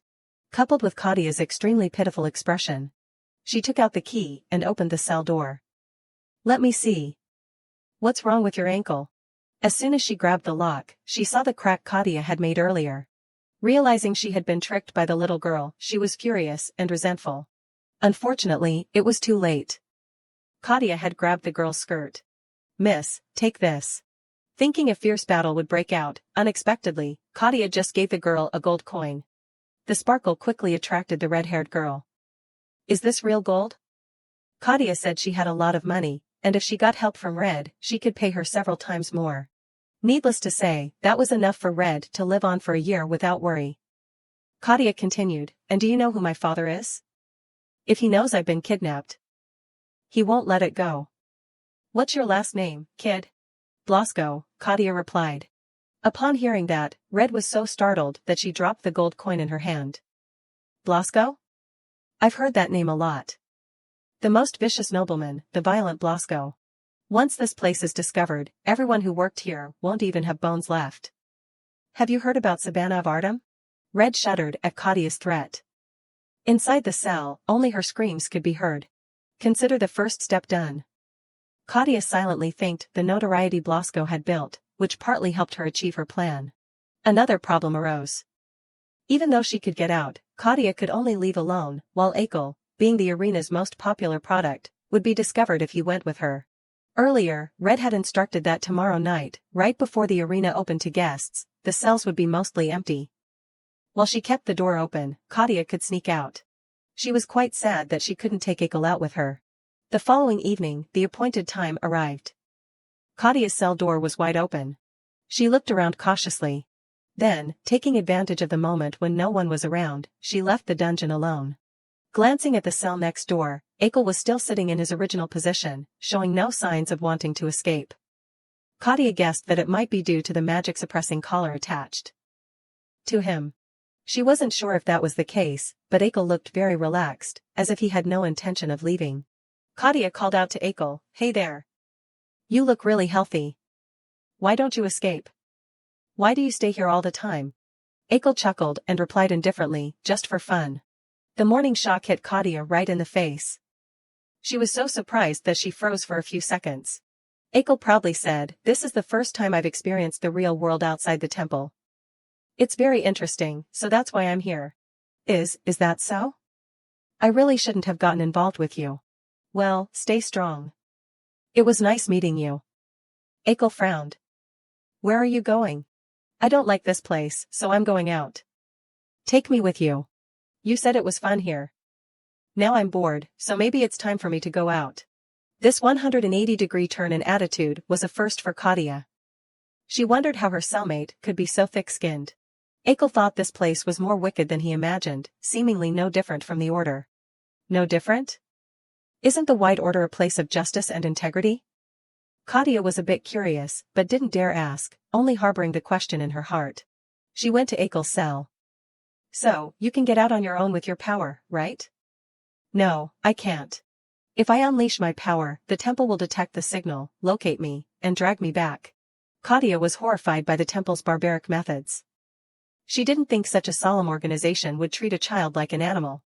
Through this, Kadia learned that Achel was being pursued by the Order, and even if he left here, he wouldn't have anywhere to go. Achel gripped the bars tightly. Get me out of here, human. When asked where he would go if rescued, Achel parted his lips. I will follow you. Kadia thought she had misheard, so she asked again, to be sure. Unexpectedly, she saw Achel's extremely determined eyes. This time, he really wanted to leave with her. Kadia wondered why Achel would follow her.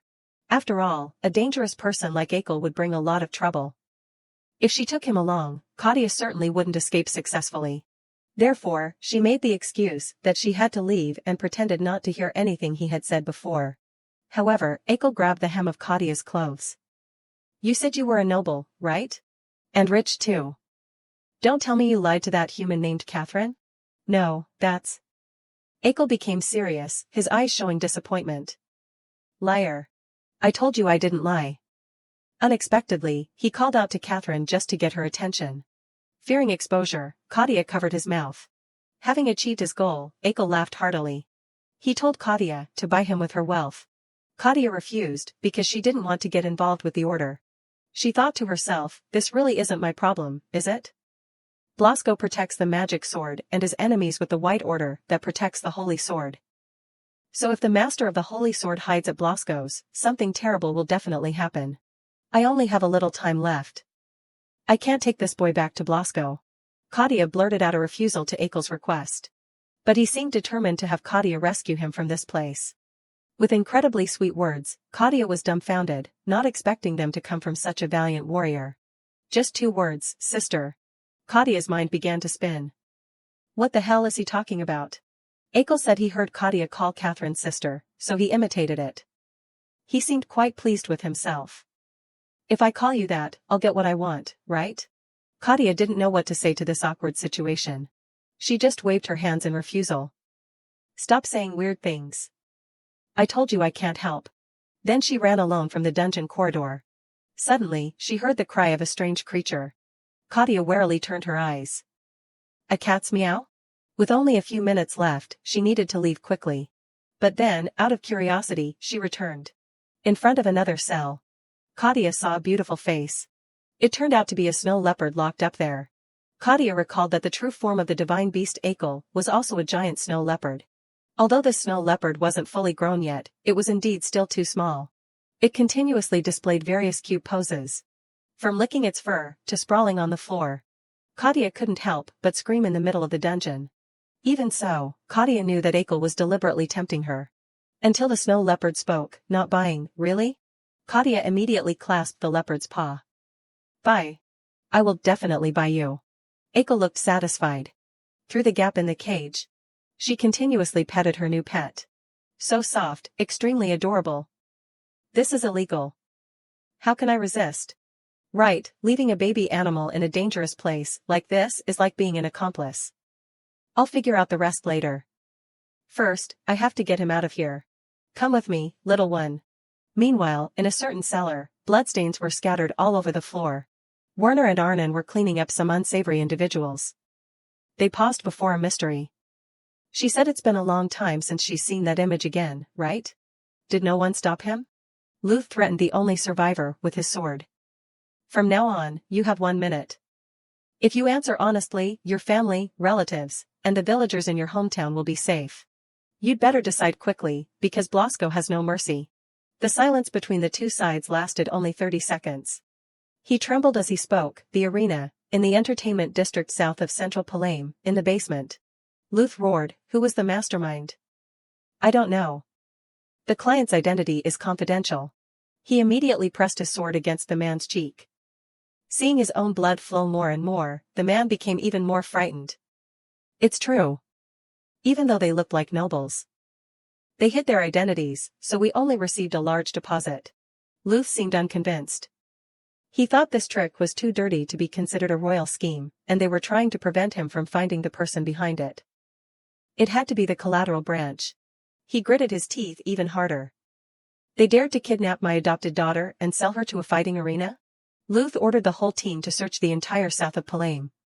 This is the only clue the Grand Duke left, and the child is protected by Blasco.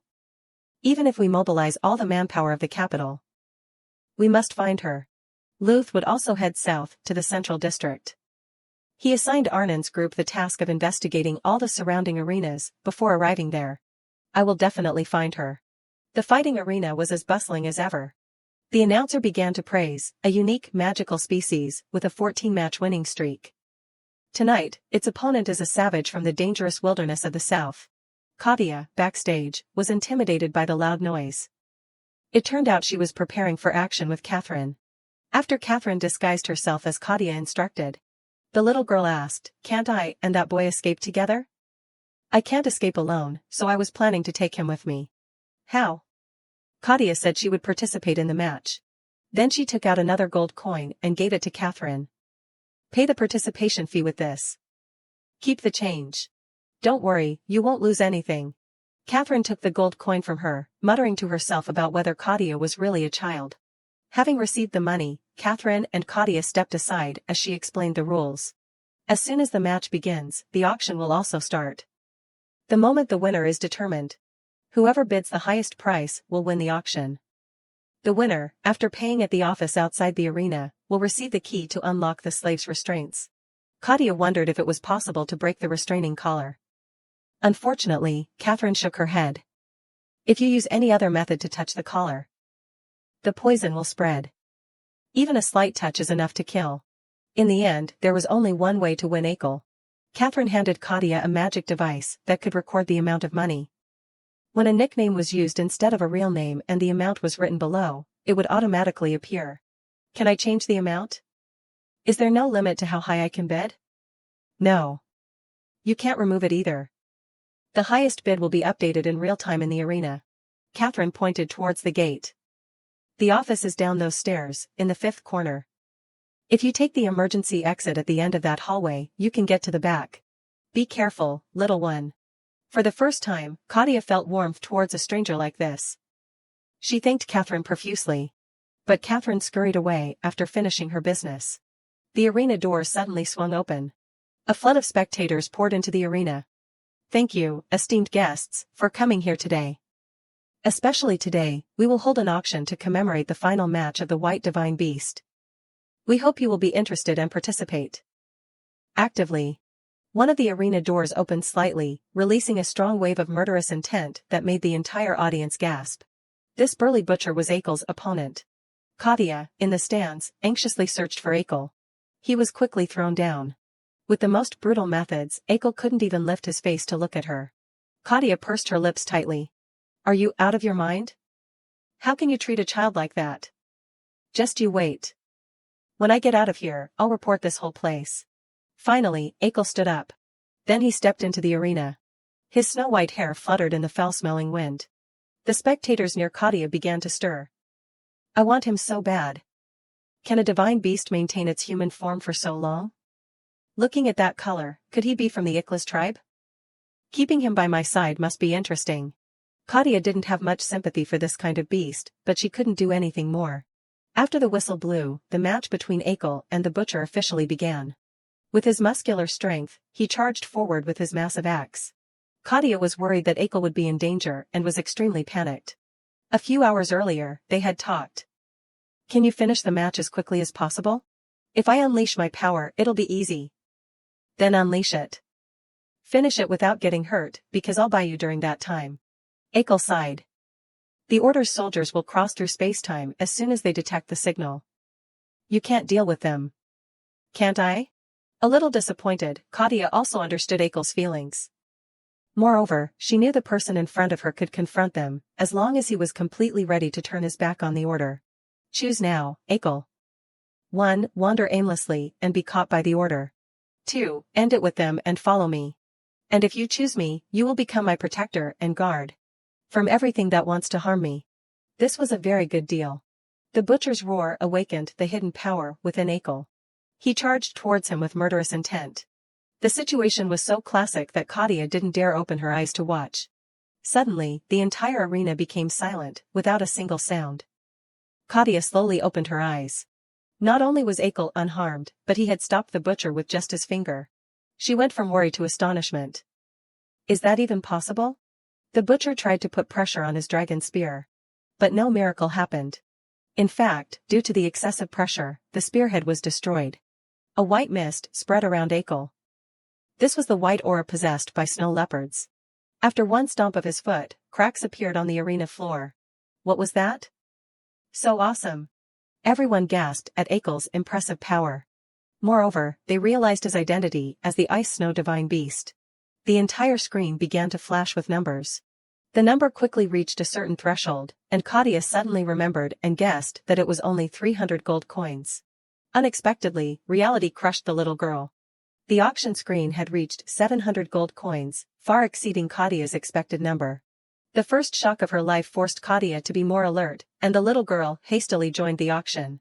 But with limited funds, Kadia decided to play a trick by only raising one coin above the previously displayed number. Suddenly, the chuckles of the uncle wearing a scarf next to her attracted Kadia. This uncle had just laughed heartily. Peeking at his bidding board, Kadia was shocked, because the old man also wanted to participate with the number 800 gold coins. Only now did the little girl realize that this uncle was the culprit, newly rich, but not knowing how to spare money. Kadia had no choice but to offer a higher price. And the chosen number was 810. Kadia thought that no one would be able to keep up with her with this number. However, man proposes, God disposes. The number displayed on the board was far beyond Kadia's imagination.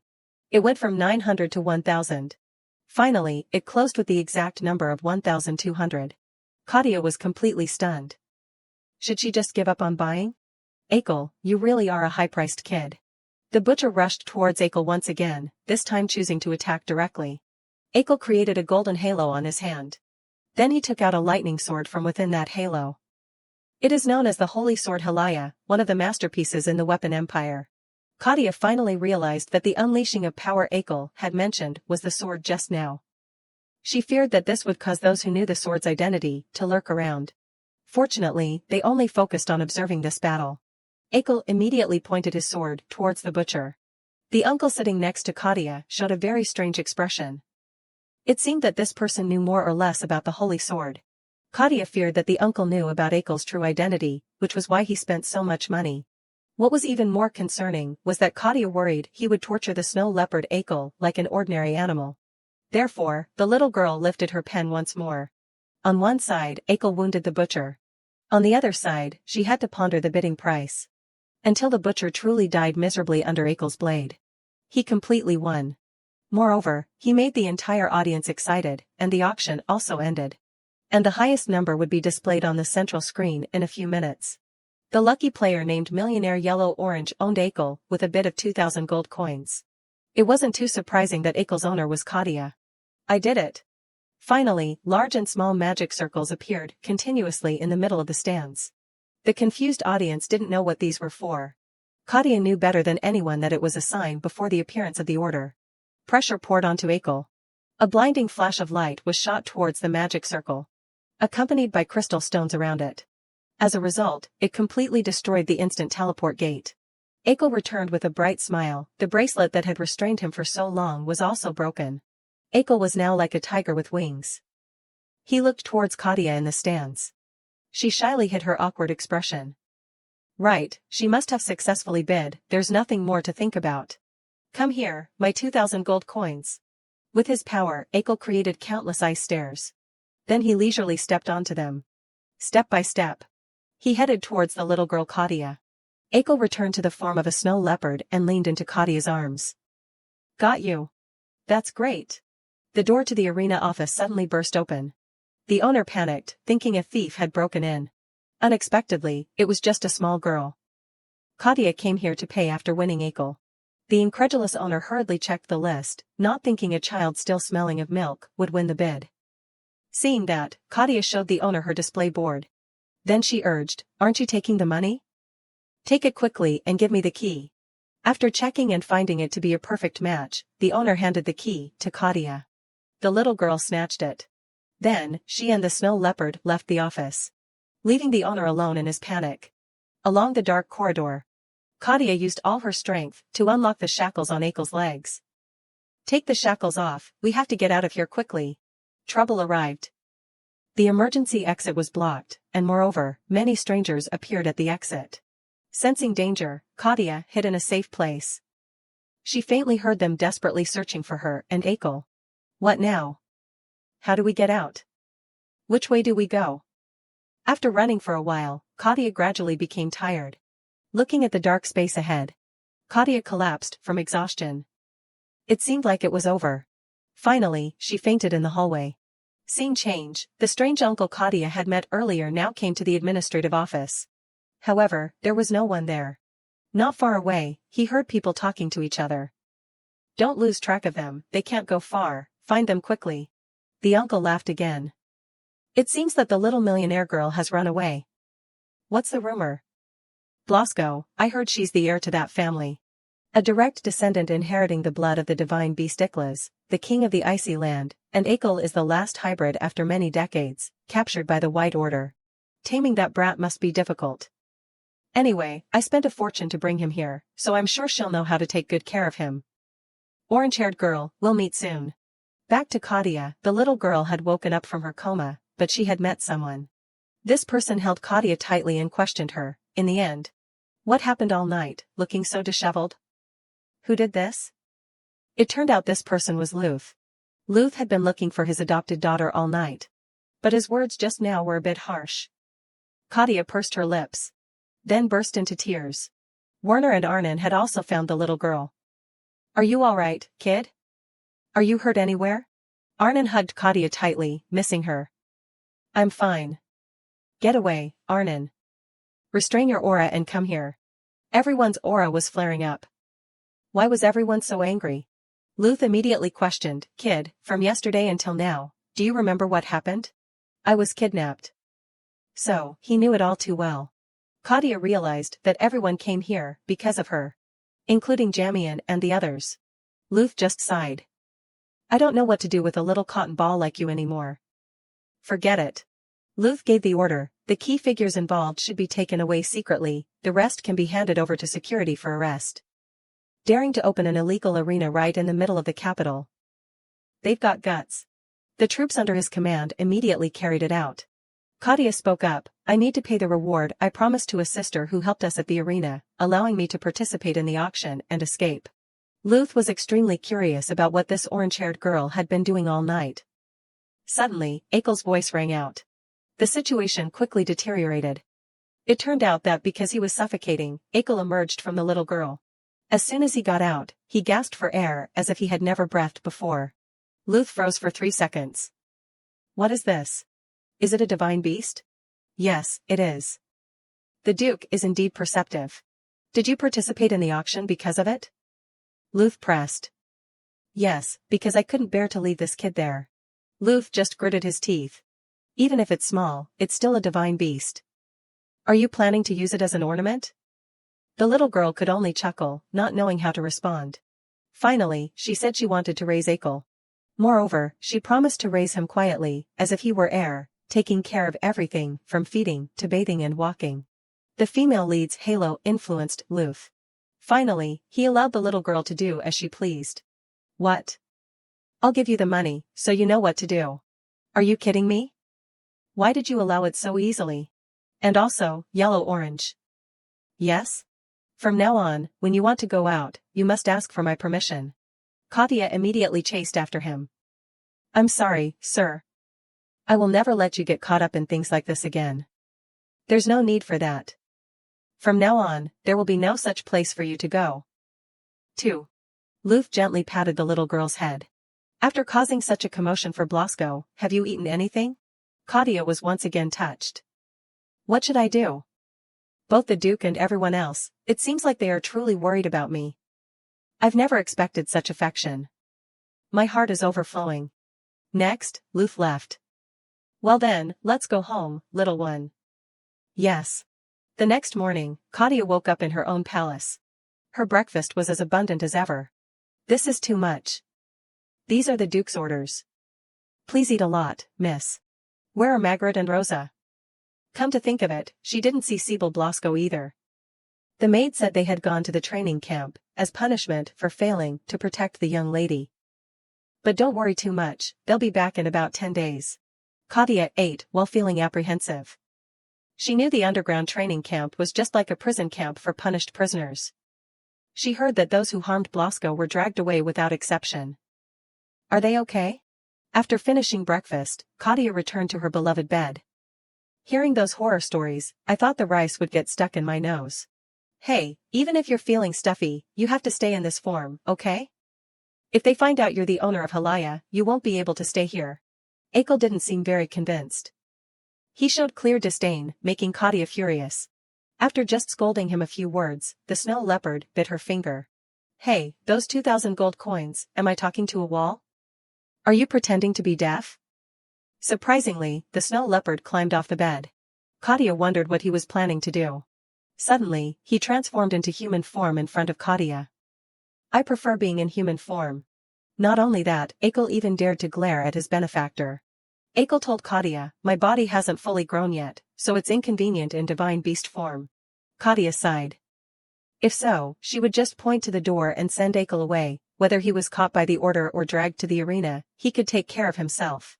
The two confronted each other fiercely. Achel criticized Kadia for being heartless, only having the appearance of a fairy. Kadia didn't yield, retorting that he also looked like an angel. But his personality was no less strange.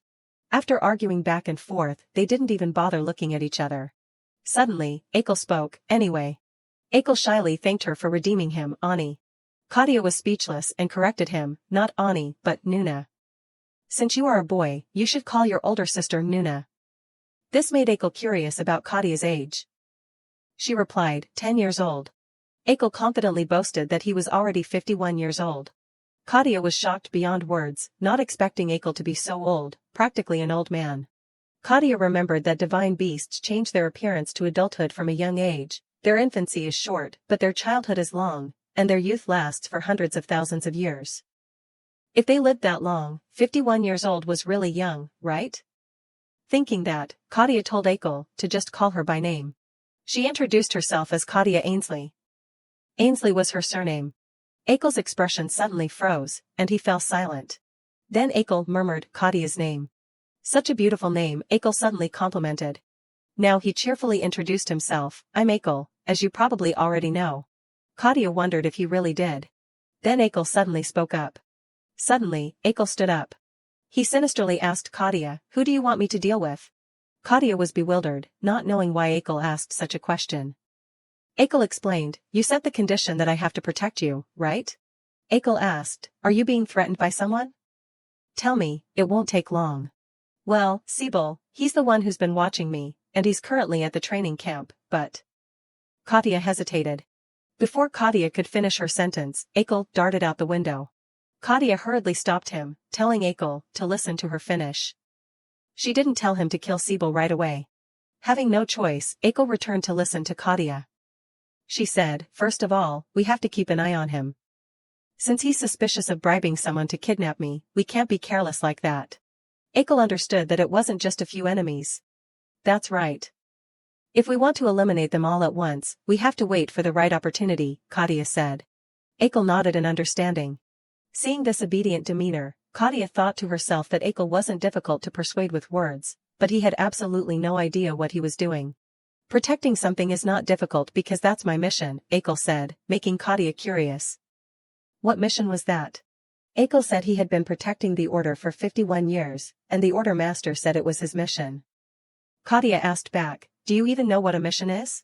"It's the purpose of birth, the reason for living, and the meaning of death," according to Achel. Kadia was surprised that a kid who couldn't even distinguish between Ani and Nuna would say such a thing. Suddenly, Kadia's sharp eyes noticed something unusual. There was a long scar on Achel's neck. She didn't remember any such scar being described in the original work. In Our Present is Like Magic, Blasco was always described as extremely evil, while Niella and the White Order, on the contrary, were absolutely good. However, both Blasco and the Order were far from their original image. The White Order domesticated Achel and used him as a shield for over 50 years. Kadia called out to Achel. Then gently got out of bed. She smiled and said, "Let's be friends." Achel didn't quite understand. Kadia explained that being friends means always being there for each other when lonely, sharing sorrows and joys, and always helping each other in times of trouble. So friends are always by each other's side? Achel wondered if it was always, forever like that. Kadia thought, if they didn't betray each other, it would be about that long.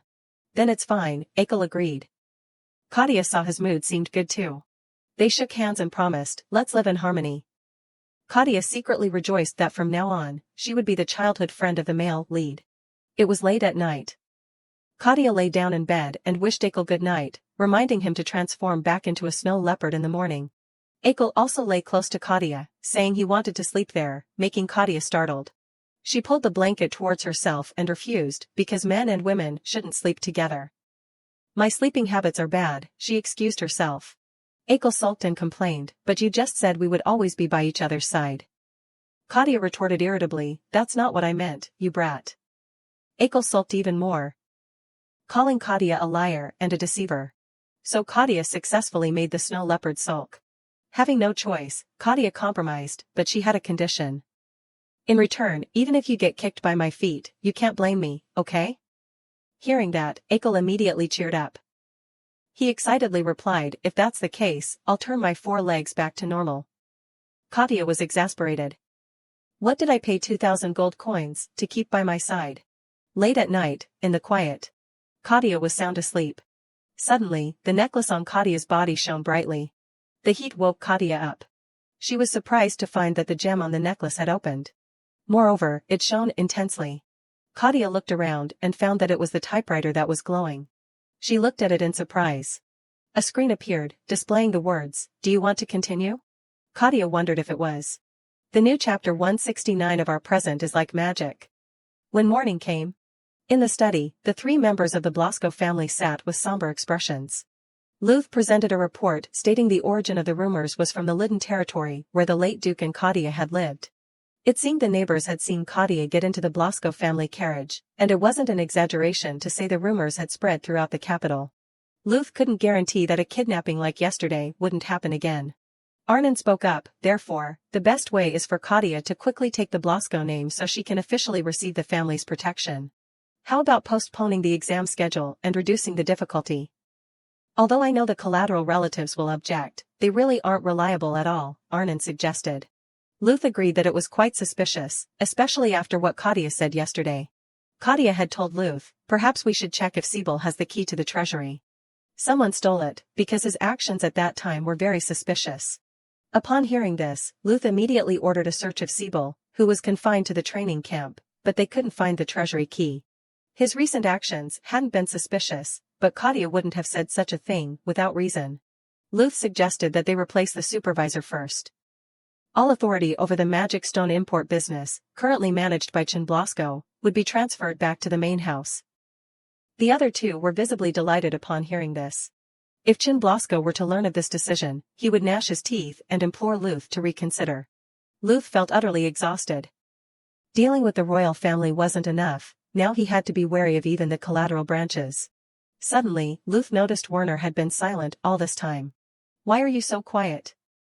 Don't you have any opinions to add?" Luth asked Werner. Werner hesitantly replied, "I just don't want to seek personal gain until the exam is over." "Shouldn't the test be fair? That way, rumors won't spread." Arnon retorted, "What good would it do if we get injured before the exam?" Werner calmly replied, "Of course, we have to establish preventive measures against them." Conversely, Werner wondered, since when did Arnon become so fond of that little Kadia? "Clearly, Arnon's aim is your treasury, isn't it?" These words angered Arnon. Arnon quipped, "Are you jealous, Werner?" Werner also criticized him, "How could you think of exploiting that little girl? You have such a wicked heart." "What wicked heart?" "I like her because she's smart, cute, and well-behaved." "You wouldn't understand because you've never had a long conversation with Kadia," Arnon retorted. Werner felt guilty because, thinking Kadia was a maid, he had inadvertently told her everything. Of course, Werner didn't dare to tell the truth directly, so he stammered. "We share many secrets, certainly more than you." Arnon continued to prod, "Really? That little puppy even kissed me." Hearing this, Werner's jaw dropped. Arnon was smug, thinking he was the only one in the house Kadia had kissed. Werner said, "So what? I'm just pointing out your different attitude from bribery." Luth, sitting beside them, was bewildered. Do they usually argue this fiercely? The two were still bickering. Arnon pointed directly at Werner, "You're clearly jealous of Kadia because she's getting attention from our dear old man. Actually, you want to be recognized by father as the heir, don't you? Isn't that because of your inferiority complex?" These words were like a cold knife, cutting into Werner's heart. Werner trembled with anger as Arnon continued to provoke him. He bluntly said, "Then you must be very satisfied with being the second most talented. It's clear you always almost lose, but you insist on a rematch. Isn't it you who has an inferiority complex?" Werner retorted. Unable to bear listening to his son's insane squabble, Luth angrily slammed his teacup on the table, ordering them to stop. Luth glared at both of them. "Do you realize who you're shouting at?" Seeing Luth's cold interrogation, both Werner and Arnon were frightened and bowed their heads, apologizing for their lack of decorum. Luth reminded them that the inheritance exam would proceed as scheduled. As the heirs of the late Duke, there couldn't be any cheating in the Blasco family's direct lineage verification procedures. His recent actions haven't been suspicious, but Kadia wouldn't have said such a thing without reason, Luth thought to himself. Luth turned and instructed that from now on, if Kadia went out, one of the three of them must accompany her. Neither of them objected.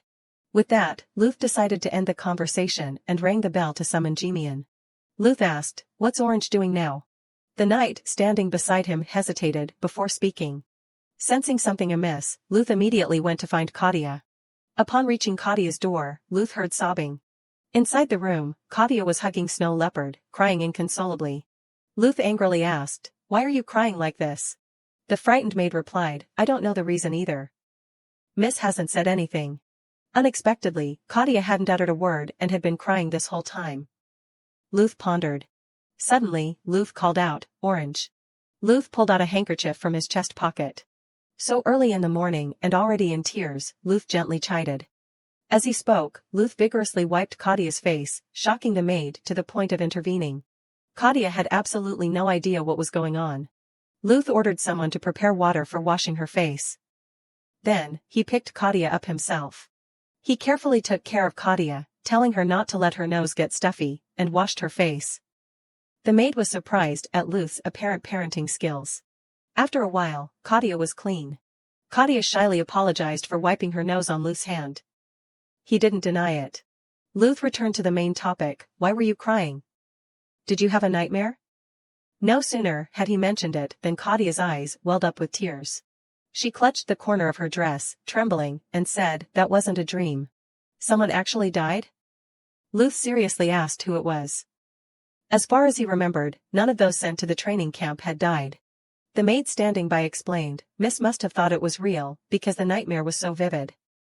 "Instead, why don't you take her for a walk, Duke?" Luth wondered why him. The maid firmly replied, "Because Miss is crying, sir." "You could have taken her out yourselves." Luth glanced at the group. Jimian whispered to the knight, "How can Luth be so cold and heartless?" Of course, he heard it and indignantly said, "You think I'd do that? How absurd. Mind your own business. Do your job immediately." At the greenhouse in the garden. Despite his refusal, Luth ended up carrying Kadia for a walk. He hadn't expected to be stuck with her again.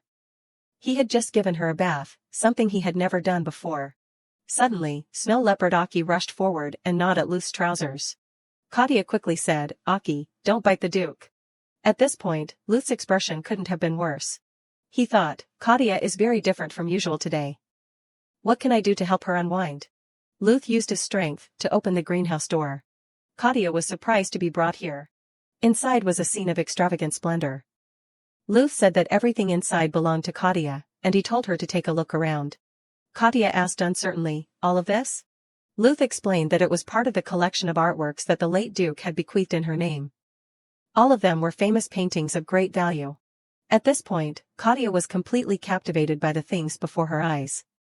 Luth thought to himself, "Fortunately, she's easy to please." Suddenly, he thought, if someone offers her money, she won't be snobbish, but she might follow them because she's fascinated. Kadia suddenly exclaimed. She ran towards Luth and called out to him. "I want to look more closely at the painting up there," Kadia said, pointing in that direction. Kadia reached out her arms and looked at Luth with bright eyes. He wondered, does she want to be picked up? Looking into Kadia's pure, bright, and innocent eyes, Luth felt a sense of nostalgia. Unable to resist her cuteness, Luth bent down and lifted Kadia onto his shoulders. Kadia happily directed Luth to the painting. She felt it was truly a masterpiece of the era. Seeing the painting Kadia pointed to, Luth was a little stunned. In the painting was a radiantly handsome young man. This face was probably Luth himself. Kadia praised, "This person is so handsome. This is definitely the best painting here." Seeing this, Luth suddenly remembered something. He hadn't expected it to be hanging here. Kadia curiously asked, "The painting looks so old, but why are you still the same? Did you use an elixir of immortality?" Luth wondered, "Does it really look that much like me?" Kadia asked, puzzled, "Isn't it exactly the same?" "It is me," Luth laughed self-deprecatingly. "Indeed, there can't be two people like that in the world." Kadia asked, "How old were you then, Luth?" Luth guessed, probably 27. He thought to himself, I need to divert her attention. There are more things in the family history exhibition room. Let's go see them next time. Kadia excitedly asked, "Will all of them be mine?" "Yes, but in return, don't tell anyone else about what you saw here. It also displays national treasures. If it gets out, they might be stolen."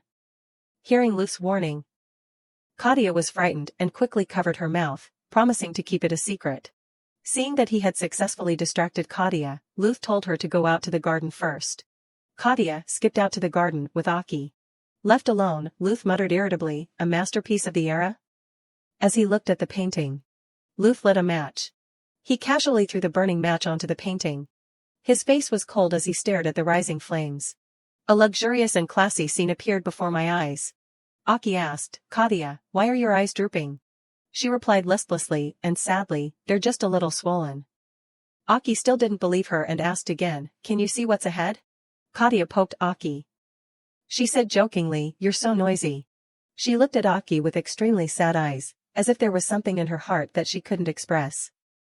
The sadness lingered, making her unsure of what to do.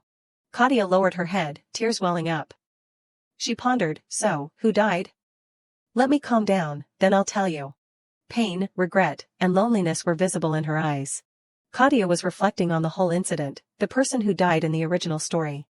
It was herself. Perhaps she had already died. She reviewed the story, starting with Achel's line that she had died, meaning that in 10 years, she would cease to exist. From a long time ago. She even remembered Achel's words. Even now, he still deceived her, about Niella, Kadia, Ainsley, and even In her confusion, she desperately explained, "Calm down, Achel. You're losing your composure." She was more worried than ever, sweating profusely. Did he discover something? But there's no way Achel could know. Achel turned his back and exclaimed, "From the beginning, I wasn't qualified to be Gerst's master. Although I found it strange, I didn't expect you to deceive me like this." Achel shouted angrily, "How could you use me like this? You used me as a sacrifice for Gerst and then shamelessly came to me?" He squeezed tightly. Achel was furious. Although Kadia was a girl, he still tightly choked her. She was in extreme pain, struggling to breathe and unable to control her body. Achel had completely subdued her. He uttered, "You must be ready to pay the price for your actions, right?" Returning to reality, Kadia lay unconsciously. She was startled when she remembered the events. She was sad, her eyes pensive and somewhat fearful. "Niella, what are you hiding? And why did Achel react like that?" 100,000 questions ran through Kadia's mind. What kind of plot is this in a romance novel? Isn't it supposed to end happily ever after for the male and female leads? Kadia pondered, suppose it does end well somehow. However, in the end, I die. I don't know when or under what circumstances. Without any preparation, what am I going to do? She felt cornered and trapped. Suddenly, a pale hand appeared, touching Kadia's dress. It was Achel. His voice was incredibly warm and soothing. "Is someone bothering you, Kadia?" Seeing this, she teared up, deeply moved. It was very different from the future in the novel. The present Achel, breathtakingly beautiful, innocent, and handsome. "If so, will you scold them for me? I've told you so many times. Just point them out. If not now, then even if it takes years, I will definitely deal with them. I'll do it the way you want." She wondered, the way I want. Then can you go see the author and ask what kind of plot this is? Achel was confused. Huh? Author? Kadia was dissatisfied, sighing in frustration. Forget it. Kadia thought, but the original Achel also grieved over my death? It wasn't written in detail, so I don't know if there's any connection. In this world, I saved Achel, not Niella, so it will be different from the original story. Within 5 years, until Niella appears, unless I die, and Achel loses his memories of me. Suddenly, Kadia cupped Achel's cheeks. Achel was utterly surprised. They looked at each other, blushing shyly. Kadia spoke tenderly and softly, "Absolutely, don't let me die, Achel." Achel held Kadia's soft hand. "As long as I'm here, you don't need to be afraid." Achel continued, "If you don't abandon me, I will protect you." Kadia seemed to have been struck by love at first sight by those sweet words. She replied happily and joyfully, "Yes. Okay, let's trust Achel like this. At least this little guy won't betray me." A magnificent and grand scene appeared. In the center was a majestic and splendid castle, with 2 rows of lush green trees. The maids chatted happily with each other. 10 days had passed since returning to Artem. Kadia was more hurried than ever. "Come on, catch it, Aki." The ball hit Aki directly in the head. Kadia yelled angrily, "Again. Again. Pay attention. My arms are sore from always having to carry you everywhere." Aki felt tired. Yesterday someone else was holding me." Aki recounted last night's events. Kadia had slept on top of him and then just left him alone. Aki spoke with resentment. He continued, "Leaving me all alone, without a care." Kadia sighed wearily. "Listen to me. Playing with me is also your duty. Well, just living without causing any major trouble is enough for me to be grateful. Yet, everyone in the house likes him and praises his cuteness.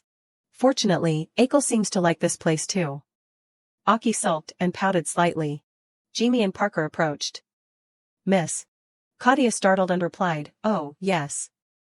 It seems we have to go in, Aki. Quickly grab the ball."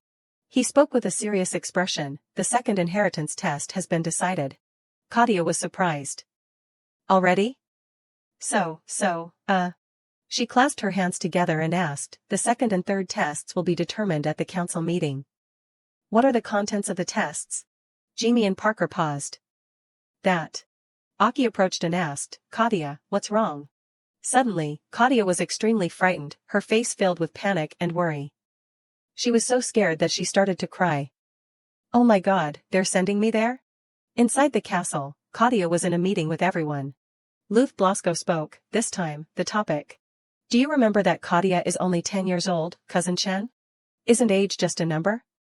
Like Werner and Arnon, even if they went there at 10, they would easily manage it. If she truly has direct lineage, about 3 days is enough for her to pass. Her face was filled with fear. It's the Savanah of Artem. A place not only inhabited by endangered magical creatures, but also all sorts of ferocious and rare divine beasts and magical beasts, even zombies. Apart from the Duke, no one has ever set foot there. And there are rumors that anyone who disobeys Blasco is thrown into the Savanah instead of prison.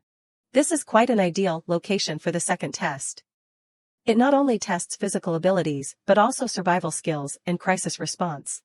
Blasco said, enough joking around. Every child's talents are different. Judging solely based on physical abilities is too narrow. Look, those kinds of kids are a dime a dozen. Suddenly, Kadia raised her hand high to speak. Blasco was startled to see her raise her hand.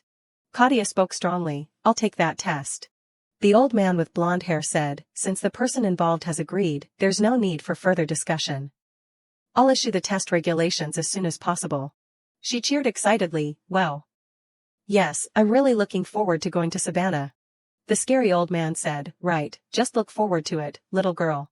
It will be very interesting to see. It's even better than that damn dog training camp where my son is still locked up.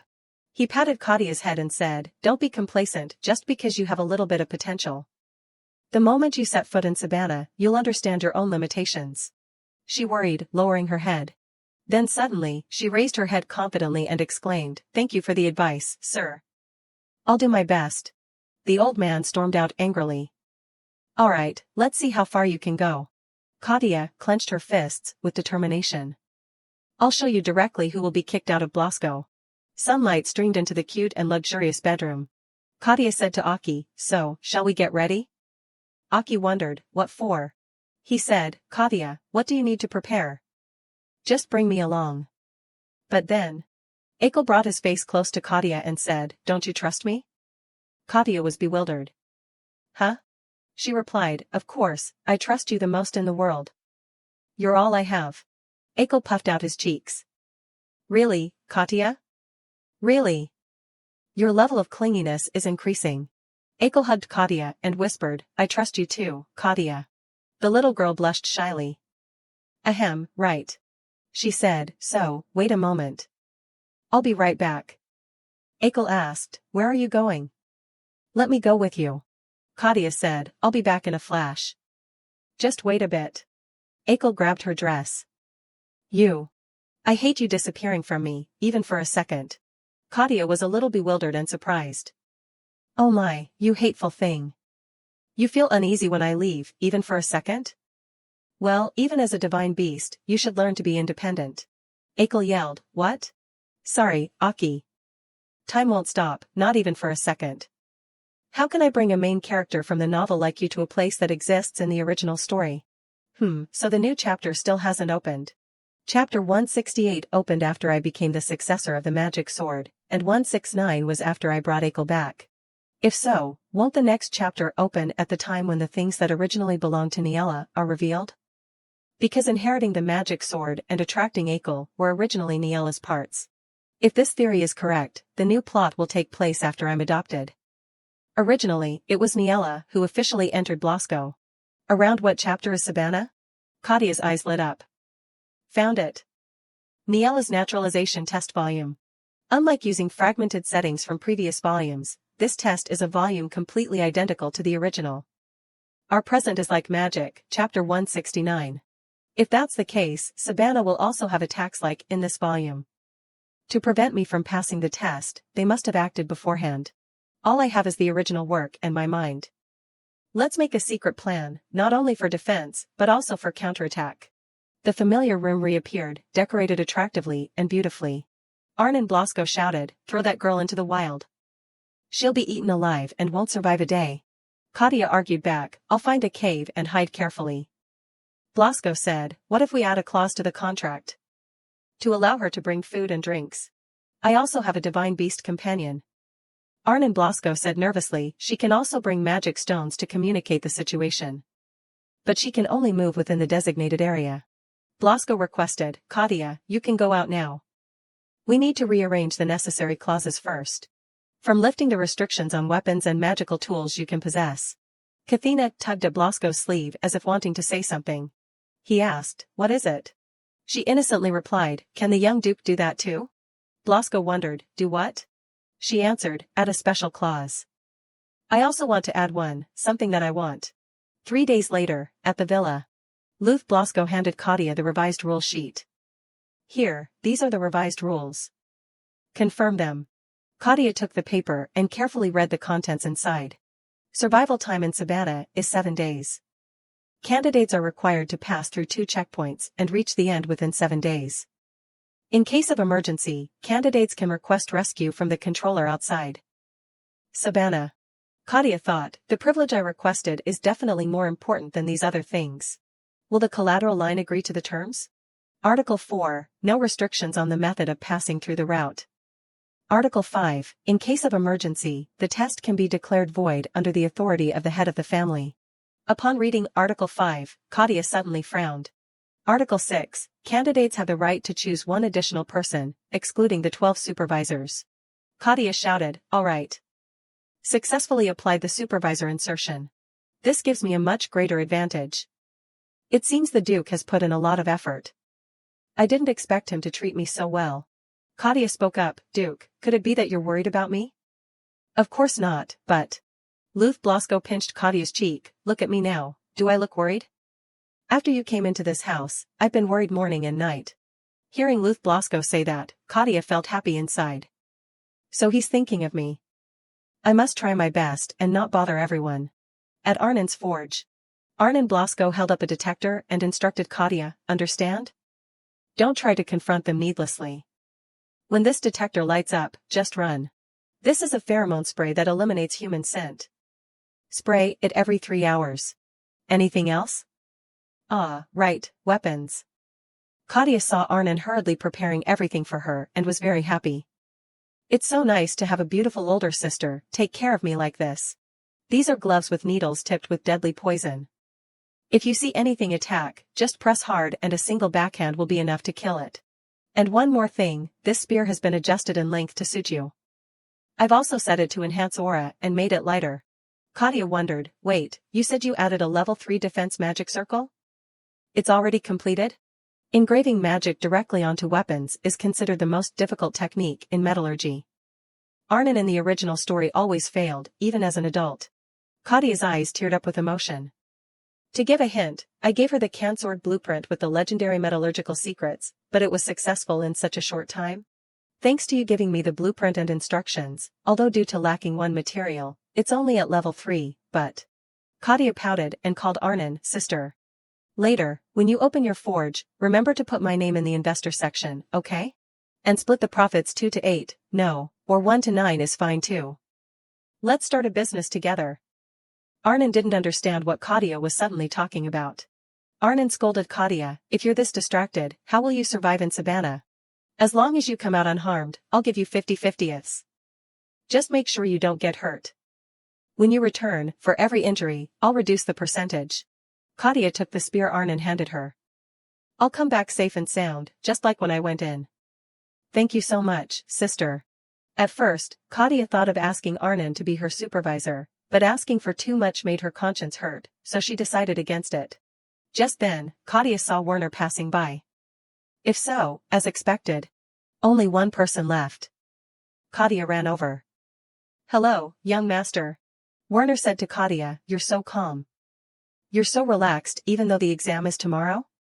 Kadia ignored what Werner said because now she was thinking about how to invite Werner.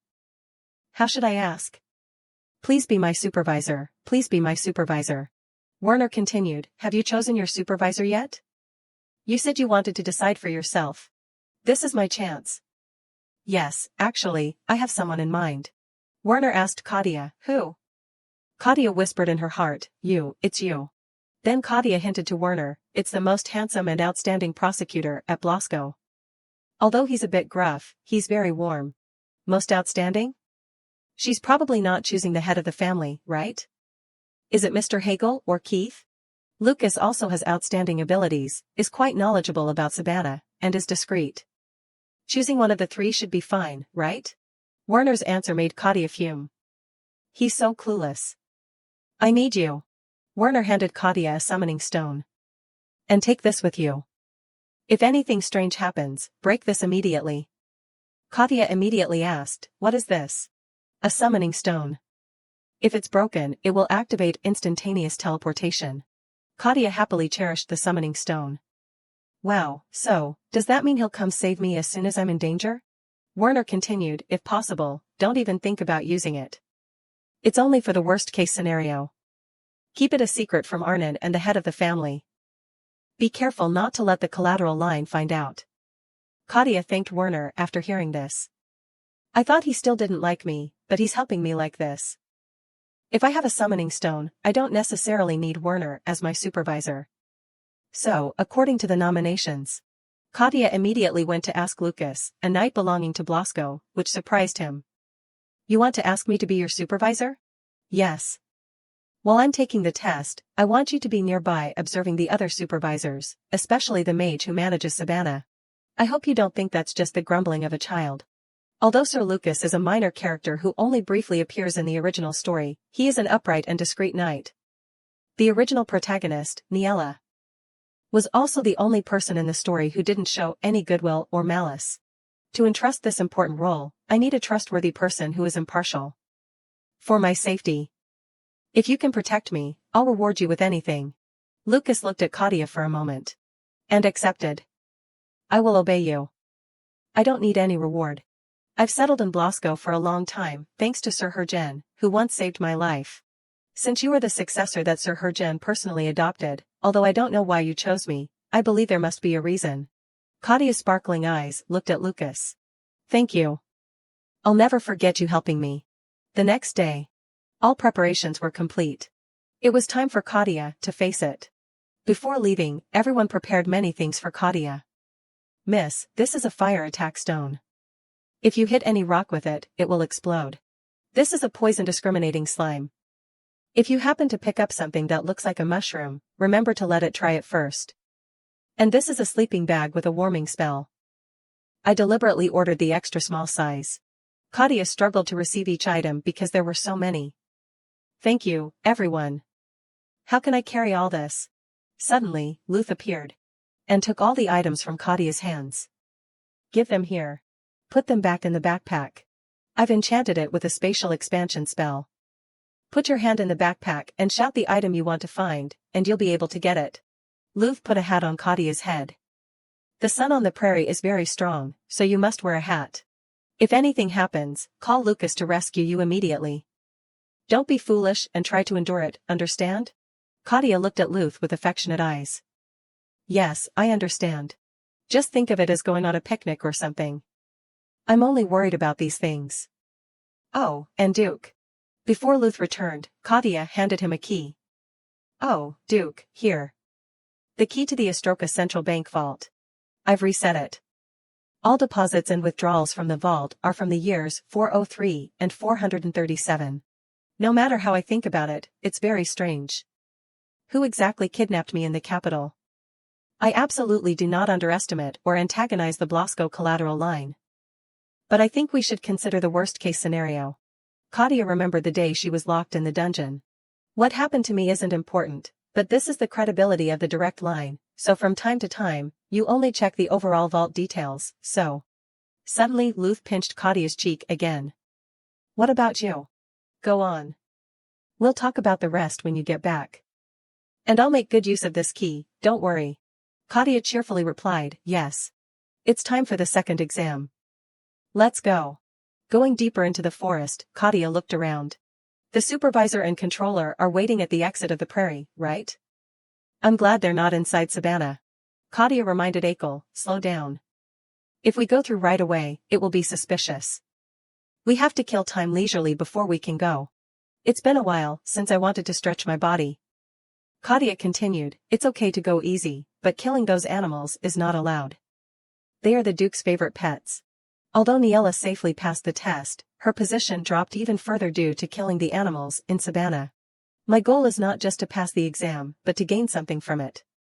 Let's treat this crisis as an opportunity to secure my position. Achel said to Kadia, I'm not going to kill any innocent creatures anyway. Kadia replied, good. Let's pass peacefully, and then you'll make new friends. Achel suddenly stopped. New friends? Do you need more friends besides me? Kadia looked at Achel. The more friends, the better. Oh, and if you find any mutated species, let me know before attacking. As soon as she finished speaking, Kadia exclaimed, huh? This is the entrance to Savanah. A white ray emanated. Kadia closed her eyes in fear. Oh my god. Mutated species were flying around in the sky. This is the real Savanah. The Duke said it's an artificial space employing 12 high-level mages from the Magic Academy. It's Astroka's true magical treasure trove. He has super scary hobbies. Achel felt unwell and called out to Kadia. Everything in front of me is spinning. Am I poisoned? Kadia immediately said, it's because of the heat. Achel lay down and thrashed. I want to go out. I don't want to stay here anymore. Kadia gently said to Achel, no, we have to stay here for at least 5 days. Hearing Kadia say, while resting, let's look for a place like a cave, Achel immediately picked Kadia up. A cave? Let's go right away. I told you we can't go that fast. Achel angrily threw Kadia into the air. Hey, Achel, wait. The first base camp, it's near the thorn bushes, to the west. Achel quickly caught Kadia and ran very fast. Lying in Achel's arms, Kadia felt dizzy, so dizzy. This transportation service is terrible. Kadia was surprised to see something strange. What is that? My skin is burning. I can feel the evil energy from here. It's not normal at all. That means. After a moment of deduction, Kadia realized it was a mutated species. In the original story, there were 3 types of enemies Niella faced: 1. Assassins from the collateral line, 2. Uncooperative supervisors, and finally, mutated species. Mutated species, in particular, are delusional, decadent creatures that have lost their senses and only have a bloodthirsty instinct. What Niella encountered was a giant mutated sack snake. But just looking at it, there are already 20 of them. So many. Then Kadia turned and hugged Achel so tightly that Achel almost suffocated. Kadia kept screaming, a whole pack down there. Run away. Turn back. Achel asked, but where to? Kadia fearfully replied, go around. Ah, disgusting. We can't waste time. Do you really plan to just go like this? Kadia trembled, still keeping her eyes tightly shut. Then, Kadia opened one eye slightly. Kadia was surprised to see that the mutated species had been frozen. Achel ran past the frozen mutated species. Achel looked at Kadia and asked, is this okay? Then Achel carried Kadia and ran towards the flag. Achel shouted happily, we're here. Seeing Kadia complimenting him, you're so amazing, while retching, Achel asked Kadia, are you okay? Kadia wearily replied, not at all. Kadia reached into her backpack and took out a map. Kadia exclaimed, a distance that normally takes half a day, now only in 10 minutes? It's a waste not to get motion sickness. Route passed. Freezing variant. I didn't expect you to be able to do that. Then I don't have to be afraid of anything anymore. Being a divine beast is truly impressive.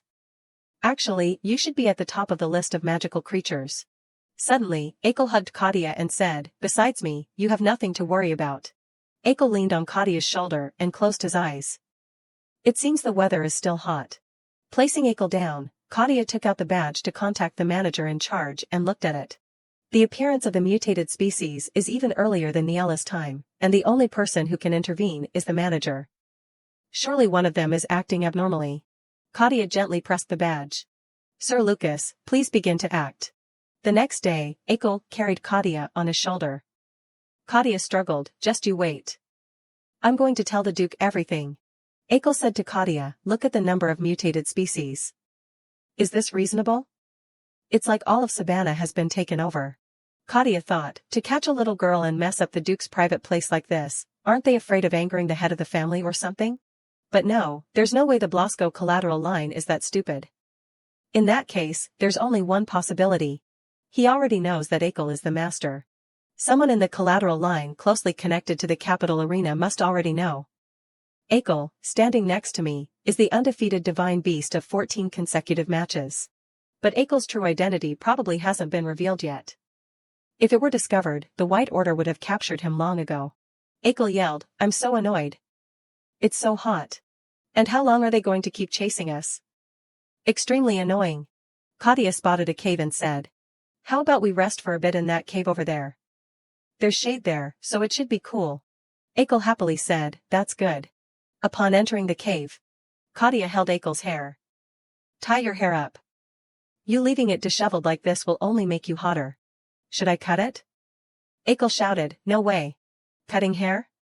It won't help maintain cooling and will look bad too. Kadia continued, if you cut this, will the fur also become shorter? Achel said sadly, not that. Then what's the big deal? After cutting it, you won't complain about the heat anymore, right? Achel was annoyed, no way. Tyrant. Get away. Achel held his hair. Hairstyle agreed upon. Kadia admired, so beautiful. Achel's eyes widened. Beautiful? Extremely. You don't like it? Achel smiled brightly. If Kadia says it's beautiful, then I think it's okay too. There it is again, look at him smile. When he grows up, he might charm both men and women. Achel asked Kadia, what are you thinking? Kadia immediately replied, nothing at all. Let's stay here tonight, and we'll leave for the second base tomorrow morning, okay? Kadia and Achel leaned their heads against each other and rested. Achel murmured sleepily, so sleepy. Kadia looked at Achel. He's such a gentle boy, but why did Niella have such a hard time approaching him? In the original story, there were hardly any scenes depicting Achel smiling. What will happen in the future that makes Achel in the original so cold and indifferent? I hope that, at least, he won't be betrayed and suffer in the future. After a nap, Achel woke up. The sun has set. Achel slowly got up. He went outside to get a clearer view of the sunset. Achel stood on a rock. Looking down, he saw a group calling him, Lord. It's an honor to meet you. Divine beasts are the kings of all magical creatures that exist on the continent. Now that the 5 divine beast clans, including Achilles, have completely disappeared from the world, the king's bloodline is maintained through the beasts they left behind. Especially Achel's aura, the inheritor of the holy sword Halaya and considered equivalent to Achilles, an incredibly powerful existence. If it weren't for the mutated species losing their minds and becoming monsters, they would have clearly recognized that aura. The black crocodile Kurd asked, Lord, that little girl is. Achel looked towards Kadia, smiled, and said, my master. The divine beasts were shocked by Achel's announcement and were all dumbfounded. The Lord's master? The crocodile stepped forward and argued, she's not a divine beast. But Achel didn't say much. Kadia is a human. He glared at the divine beasts, his eyes as if to strangle them. He ordered, don't touch Kadia, not even with a finger. If Kadia gets hurt, I'll freeze all of you. The decree was issued, and the divine beasts didn't dare to make a sound. Achel took out Kadia's aura and bestowed it upon all the divine beasts. Remember this well and pass it on to your comrades. If you meet anyone carrying this aura, absolutely stay away and be loyal to them as you are to me. The divine beasts all obeyed, because anyone who dared to touch the person with this aura would be dealt with on the spot by the Lord. The divine beasts put it in their mouths and chewed. It felt like an electric current running through their bodies. It felt like chewing grains of sand baked in the sun, with a crispy and warm, alluring taste. The divine beasts felt like they were in contact with a new energy source. It was rare to meet a human like this, so special.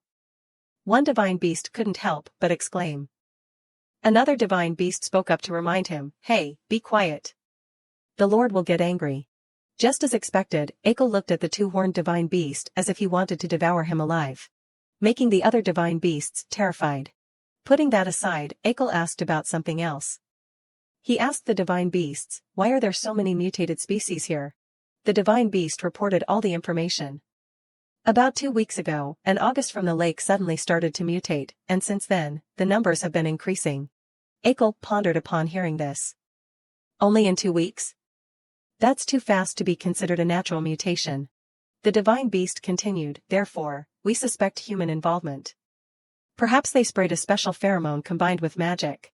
Achel pondered thoughtfully, could it be the work of those Kadia warned me about? After all, humans. Thinking of something, Achel rummaged through Kadia's backpack. She definitely brought it with her from the mansion. Found it, the video orb. To protect Kadia's identity and achieve her goal. Achel tossed the orb down to the divine beast and commanded, "Take this and throw it into the lake where the heteromorphs first appeared. Place it where the humans outside can see it." The divine beasts bowed their heads, obeying their lord's command. On the third day at the swamp, Achel rode Kadia in a makeshift boat. She chattered incessantly, "Did you tell the magical creatures that story? You should have woken me up." "Such a pity." Achel coldly replied, "As if you would have woken up. Just the thought is impressive." Kadia, being spoken to like that, got angry. "What? Are you criticizing my sleeping habits now?" Her face was pouting, red as a tomato. Yet, Achel continued to tease, "Hold on to the bag tightly. If you're sleepy, go back to sleep." Kadia silently pondered, "A special pheromone, huh? I need clearer evidence of collusion with the collateral branch. If so, it's time to unveil the legendary item, isn't it?" At that moment, purple smoke and whirlpools suddenly appeared beneath the calm water surface. From the heart of the whirlpool, a column of water erupted, causing Kadia's boat to jolt. Horrific-looking monsters appeared. They were mutated cruards, but it seemed there wasn't just one, but possibly a whole swarm underwater. The boat rocked precariously. Kadia clutched her backpack, her face pale with fear.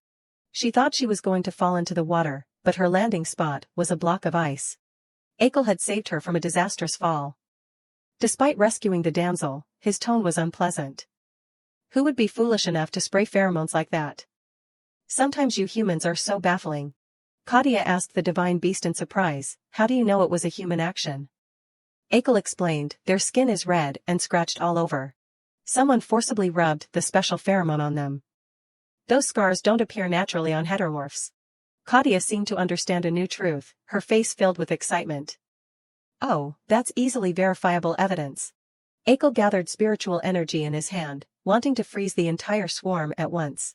But Kadia panicked and stopped him. "Wait, no. Stop. Don't draw Halaya yet. Return to your beast form, Achel." She took out the summoning stone. Kadia needed a witness to verify that the collateral branch was obstructing the inheritance exam. Moreover, that person had to have enough power to completely suppress the collateral branch. That person was a direct descendant of Blasco. Kadia slammed the summoning stone on the ground, shattering it. At Duke Blasco's side, the crystal ball's light flickered on. This surprise astonished everyone. "Luth," Blasco exclaimed in bewilderment, "they've already reached the base camp?" Looking closely into the orb, they saw the images beside Kadia, the monsters frantically biting and tearing at each other. Luth couldn't believe his eyes. "The cruards in the lake have mutated? How is this possible? I've managed their health, the environment, and maintained the balance of the food chain." His surprised expression shifted to terrifying anger. Luth clenched his fist, veins bulging. Clearly, someone has deliberately interfered. The intrusion into Savanah means there's an insider from within Blasco. He ordered Werner and Arnon, "One of you bring that child out, the other investigate the source of the heteromorph's appearance. With the authority of the head of the family, this exam will be cancelled." Suddenly, flashes of lightning appeared. It was the summoning stone Werner had given Kadia. Seeing this signal, Werner didn't hesitate. "I must go to Kadia. She's calling back. I'll be going now." After that announcement, Werner appeared. Right at Kadia's boat. She urged him to record the scene as soon as he saw him. "Film it right now." Suddenly, Kadia was jolted. Her collar was grabbed and she was lifted up. Werner complained, "You too. You should have called for help first." "What nonsense are you talking about?" Werner handed Kadia the video orb, telling her that he didn't have a free hand, so she should film. "Record it clearly, don't miss anything. Can you manage?" Werner smiled brightly, the sunlight making his smile even more radiant. Kadia excitedly gave him a thumbs up. "Great. Watch my counterattack." A violent reaction from the water sent Werner tumbling onto the ground. Soaked, he turned to Kadia and asked, "Did you film it clearly?" Kadia cheerfully replied, "Yes, I finished filming everything."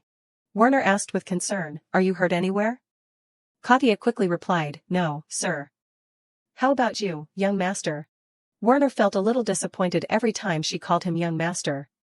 "You're close to Arnon, but I'm still just young master to you." He felt a pang of sadness. "Me too. Let's go. We're almost at the second base camp." Kadia was bewildered. "Why are you suddenly so curt?" Did I do something wrong? Back at the palace. Kadia's loud voice echoed from the crystal ball. Your Grace. Luth gently replied, Little Orange, are you all right? Kadia answered, Yes, I'm perfectly fine. Have you gathered anything? Luth checked each document. I'm examining each one. As you said, the mining center in the south is headed by Blasco. Kadia felt sorry for the Duke, having to go through almost 30 years of records. It must be torture. Luth's voice was gentle as he spoke to Kadia. So, what are you going to do now? Are you coming out? Since there's clear evidence of artificial interference, the test can be voided at any time. Kadia frankly replied, No, I want to complete it and capture the flag before I leave. Although it might be dangerous, with the young master there, Kadia was sure it would be okay. It was considered cheating anyway, so might as well go all in. Kadia grinned mischievously. Luth couldn't help but smile when he heard her say that. I knew it. He told Kadia not to act recklessly and to take care of herself. In the blink of an eye, the fourth day arrived. Werner trailed behind Kadia. He called out her name, asking her to stop. Kadia was surprised that the young master didn't call her kid but her name directly. Werner noticed Kadia was limping, her calf swollen. Kadia hadn't even noticed. He gently bandaged her calf, scolding her affectionately. If it hurts, you should have asked for help immediately. No one here forbids you from being carried out. Werner pulled Kadia's sock out of his pocket, a gesture that surprised her even more. He gently put the sock on her, thinking to himself, she's so exhausted that she doesn't even realize she's injured. Seeing Werner lost in thought, Kadia spoke up. Young master, is something wrong? You don't seem happy. Did I do something wrong? Werner stood up coldly. It's not like that. On the contrary, seeing someone like you having to endure this is what frustrates me. He gritted his teeth in frustration. Those old foxes only care about their own personal gain through despicable means. Kadia felt a surge of emotion, her eyes sparkling as she looked at Werner. So he was worried about her. Suddenly, Werner asked, Do you hate me that much, while being so close to Arnon? The question stunned Kadia. What? She reacted vehemently. No way. I really want to be friends with you, young master. I just wish I had an older brother by my side too. Werner was embarrassed by her reaction. An older brother? Kadia hastily explained, Well, it's like having an older brother. I know it's a bit greedy, but... Before she could finish, Werner's heart felt warmer. He bashfully said, After we get through this test, I'll... Well, it's not that difficult. Just consider me as your little sister. You're so clever and everyone likes you. Kadia was overjoyed. Werner really accepted her? It was beyond her imagination. She remembered Werner's previous words, It's just that I don't see him as a father figure, so I'm not used to calling him that. Kadia thought, maybe it's because he's been estranged from his family. Maybe he feels lonely because he has no one to confide in. Kadia called out loudly, Young master. With firm determination, she declared, I'll definitely pass this exam with flying colors and will always support you. Believe in me, young master. You can do it. Werner was taken aback by her sudden declaration, but he gently replied, Don't get hurt. The fifth day arrived. Kadia's expression was somewhat uncomfortable and stiff. She was riding on the divine beast's back, unaware of what Achel was up to. Achel didn't answer, ignoring Kadia's question. Seeing birds flocking around Kadia, Werner cheerfully remarked, It seems animals really like you. Kadia also reflected, could it be because of this? My aura, it's starting to fade. At that moment, dark shadows soaring in the sky caught Kadia's attention. They were flying stingrays, scotomos, an extremely rare mutated species. There were only 3 in the whole world. One shrunk in size and approached Kadia. Meeting it was a sign of good luck. The scotomo's greatest characteristic was its cloaking ability. With its enormous body, it could completely conceal the existence of everything. Furthermore, the ruby that grew within its body every 10 years not only hid its owner's form but also sounds, tracks, and size, rendering them invisible like air. The stingray nuzzled against Kadia's cheek, making her happy. It seemed she had won its favor. Suddenly, a good idea struck Kadia. She called out to the stingray, saying she would ask for its help later. After a long day of travel, night fell. This was the final checkpoint. Kadia quickly caught up with Werner. But Kadia suddenly stopped. They had passed all the base camps. Now, all that remained was to capture the Blasco flag at the final station to complete the exam. But why wasn't there a flag? No camp, nothing at all? Werner Blasco pondered for a moment, then exclaimed, "It seems Arnon has already passed through here." Kadia was surprised. "She's inside too?" Werner speculated, "Yes, she went inside to investigate the cause of the mutated species. She must have had a fight and probably ran through here while chasing them." Suddenly, a light emanated from Kadia's hand. Just sensing this abundant magical and life energy proved they were still around. Achel seemed to sense something and started digging in the ground. Then, he gnawed on something and brought it to Kadia's feet. Kadia looked and realized it was the flag. She happily waved it high. "The flag. Once I take this, the exam is complete, right?" Kadia thanked Achel, who looked exhausted. "With this, the exam is considered complete. From now on, I'll start my counterattack." Kadia turned to Werner. "Young master, please lure the heteromorphs here with her. Don't kill them yet." Werner was surprised. What was she planning? He didn't ask further, but agreed. "Understood. Be careful, because we don't know what will appear next." Kadia then took out an item. Examinees were allowed to request assistance from the proctor once. This was the perfect opportunity to use that special clause. She spoke into the communication device. "Lord Lucas, can you hear me? Do you remember what I asked you to do?" The other side replied, "Yes.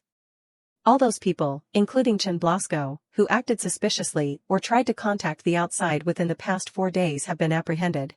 Hearing this information, Kadia's eyes lit up with excitement. "Then bring all those people here." A moment later, the group was teleported to her location. They cried out in fear, "What are those?" "Heteromorphs." Werner and Arnon were now battling the heteromorphs. Seeing this, Kadia was delighted. Both of them are safe. It seems the heteromorphs have weakened a little. "Alright, right now." She ran over and called out, "Lord Lucas." Seeing her running towards him, Lucas asked affectionately, "Miss, are you alright?" She replied, "I'm fine." "But Lord Lucas, managing the heteromorphs is the duty of the proctors. Right?" Lucas answered, "Yes." Where Arnon and Werner were, Arnon asked him, "Just lure them here." "What is she planning?" Werner didn't know either. "We have to observe first." On Lucas's side, he spoke to the proctors there. "Well, observe then. Are you planning to hand over your duties to the nobles?" They were questioned and fearfully denied everything. Then the two proctors started using their abilities. But Kadia, hiding behind Lucas, grinned mischievously and took out the crystal ball. The heteromorphs, sensing something, became filled with murderous intent. Seeing this, the proctors panicked. "They're heading straight for us." The crazed heteromorphs attacked all the proctors standing there. Kadia, holding the crystal ball, said innocently, "Oh dear, Lord Lucas, why did they suddenly stop attacking? They were so aggressive just now." Arnon and Werner, standing to the side, wore puzzled expressions. Arnon wondered, what are they doing? Werner also seemed clueless. They seemed to be sniffing something. Suddenly, both of them realized something and said in unison, "Pheromones." Kadia, with a pensive look in her eyes, said, "Just as I predicted." The proctors were accomplices of the collateral branch, manipulating everything. Surely, they created the special pheromone. She was certain that during the process of creating and injecting the pheromone, a small amount must have gotten on them. Werner also realized this. The pheromones they're emitting can only be detected by their own kind. If they stop attacking and just sniff, perhaps they've detected the same type of pheromone. Kadia immediately exclaimed in alarm, "Oh my goodness! Does that mean someone among them has been raising them?" As she spoke, she recorded everything with the video orb. The heteromorphs were now approaching. They attacked the people there, who could only scream, "No! Why are they coming at me?" The old man yelled, "Get away, you filthy things!" Despite his shouts, the heteromorphs acted as if they had met their loved ones. Seeing this, Kadia feigned innocence. Could it be that Master Chen raised these heteromorphs? Chen, having been exposed, angrily scowled. "Stop your nonsense. Watch your mouth, little girl." He still denied doing it. "What is this place? Using such cheap tricks like this? Trying to frame me?" Werner slowly walked towards Chen. He drew his knife and held it to Chen's throat. "Uncle, were you the one who spread the special pheromones on the Lord's grasslands? You betrayed the family. Chen trembled and hastily said, "There's no such thing." "What betrayal?" "I don't know anything." Kadia thought to herself, although the pheromones were created by the mages, Chen was the one who recruited them. While interacting with the mages and inspecting the heteromorphs, he must have also been marked with the pheromone. Werner moved closer, coldly saying, "The evidence is clear, uncle." Kadia smiled triumphantly. "That's why they say kindness begets kindness." Chen, furious, was speechless. Kadia's face was now filled with murderous intent. But suddenly, she turned away. Lucas had captured the proctors and said to Kadia gently, "Shall we go, miss?" She took Lucas's hand. After everything, they returned to the palace. Hearing the noise, Luth let them in. Kadia ran in with a joyful expression, holding the flag in her hand. "Your Grace." "I'm back." She continued with a radiant smile, "I passed this time too, right? Please stamp it for me, Your Grace." Luth looked at her tenderly. He hugged Kadia, smiling brightly. "Yes, I will stamp it for you." Kadia now received the stamp of completion for the exam. Luth patted Kadia's head affectionately. "And so, you have passed the second exam."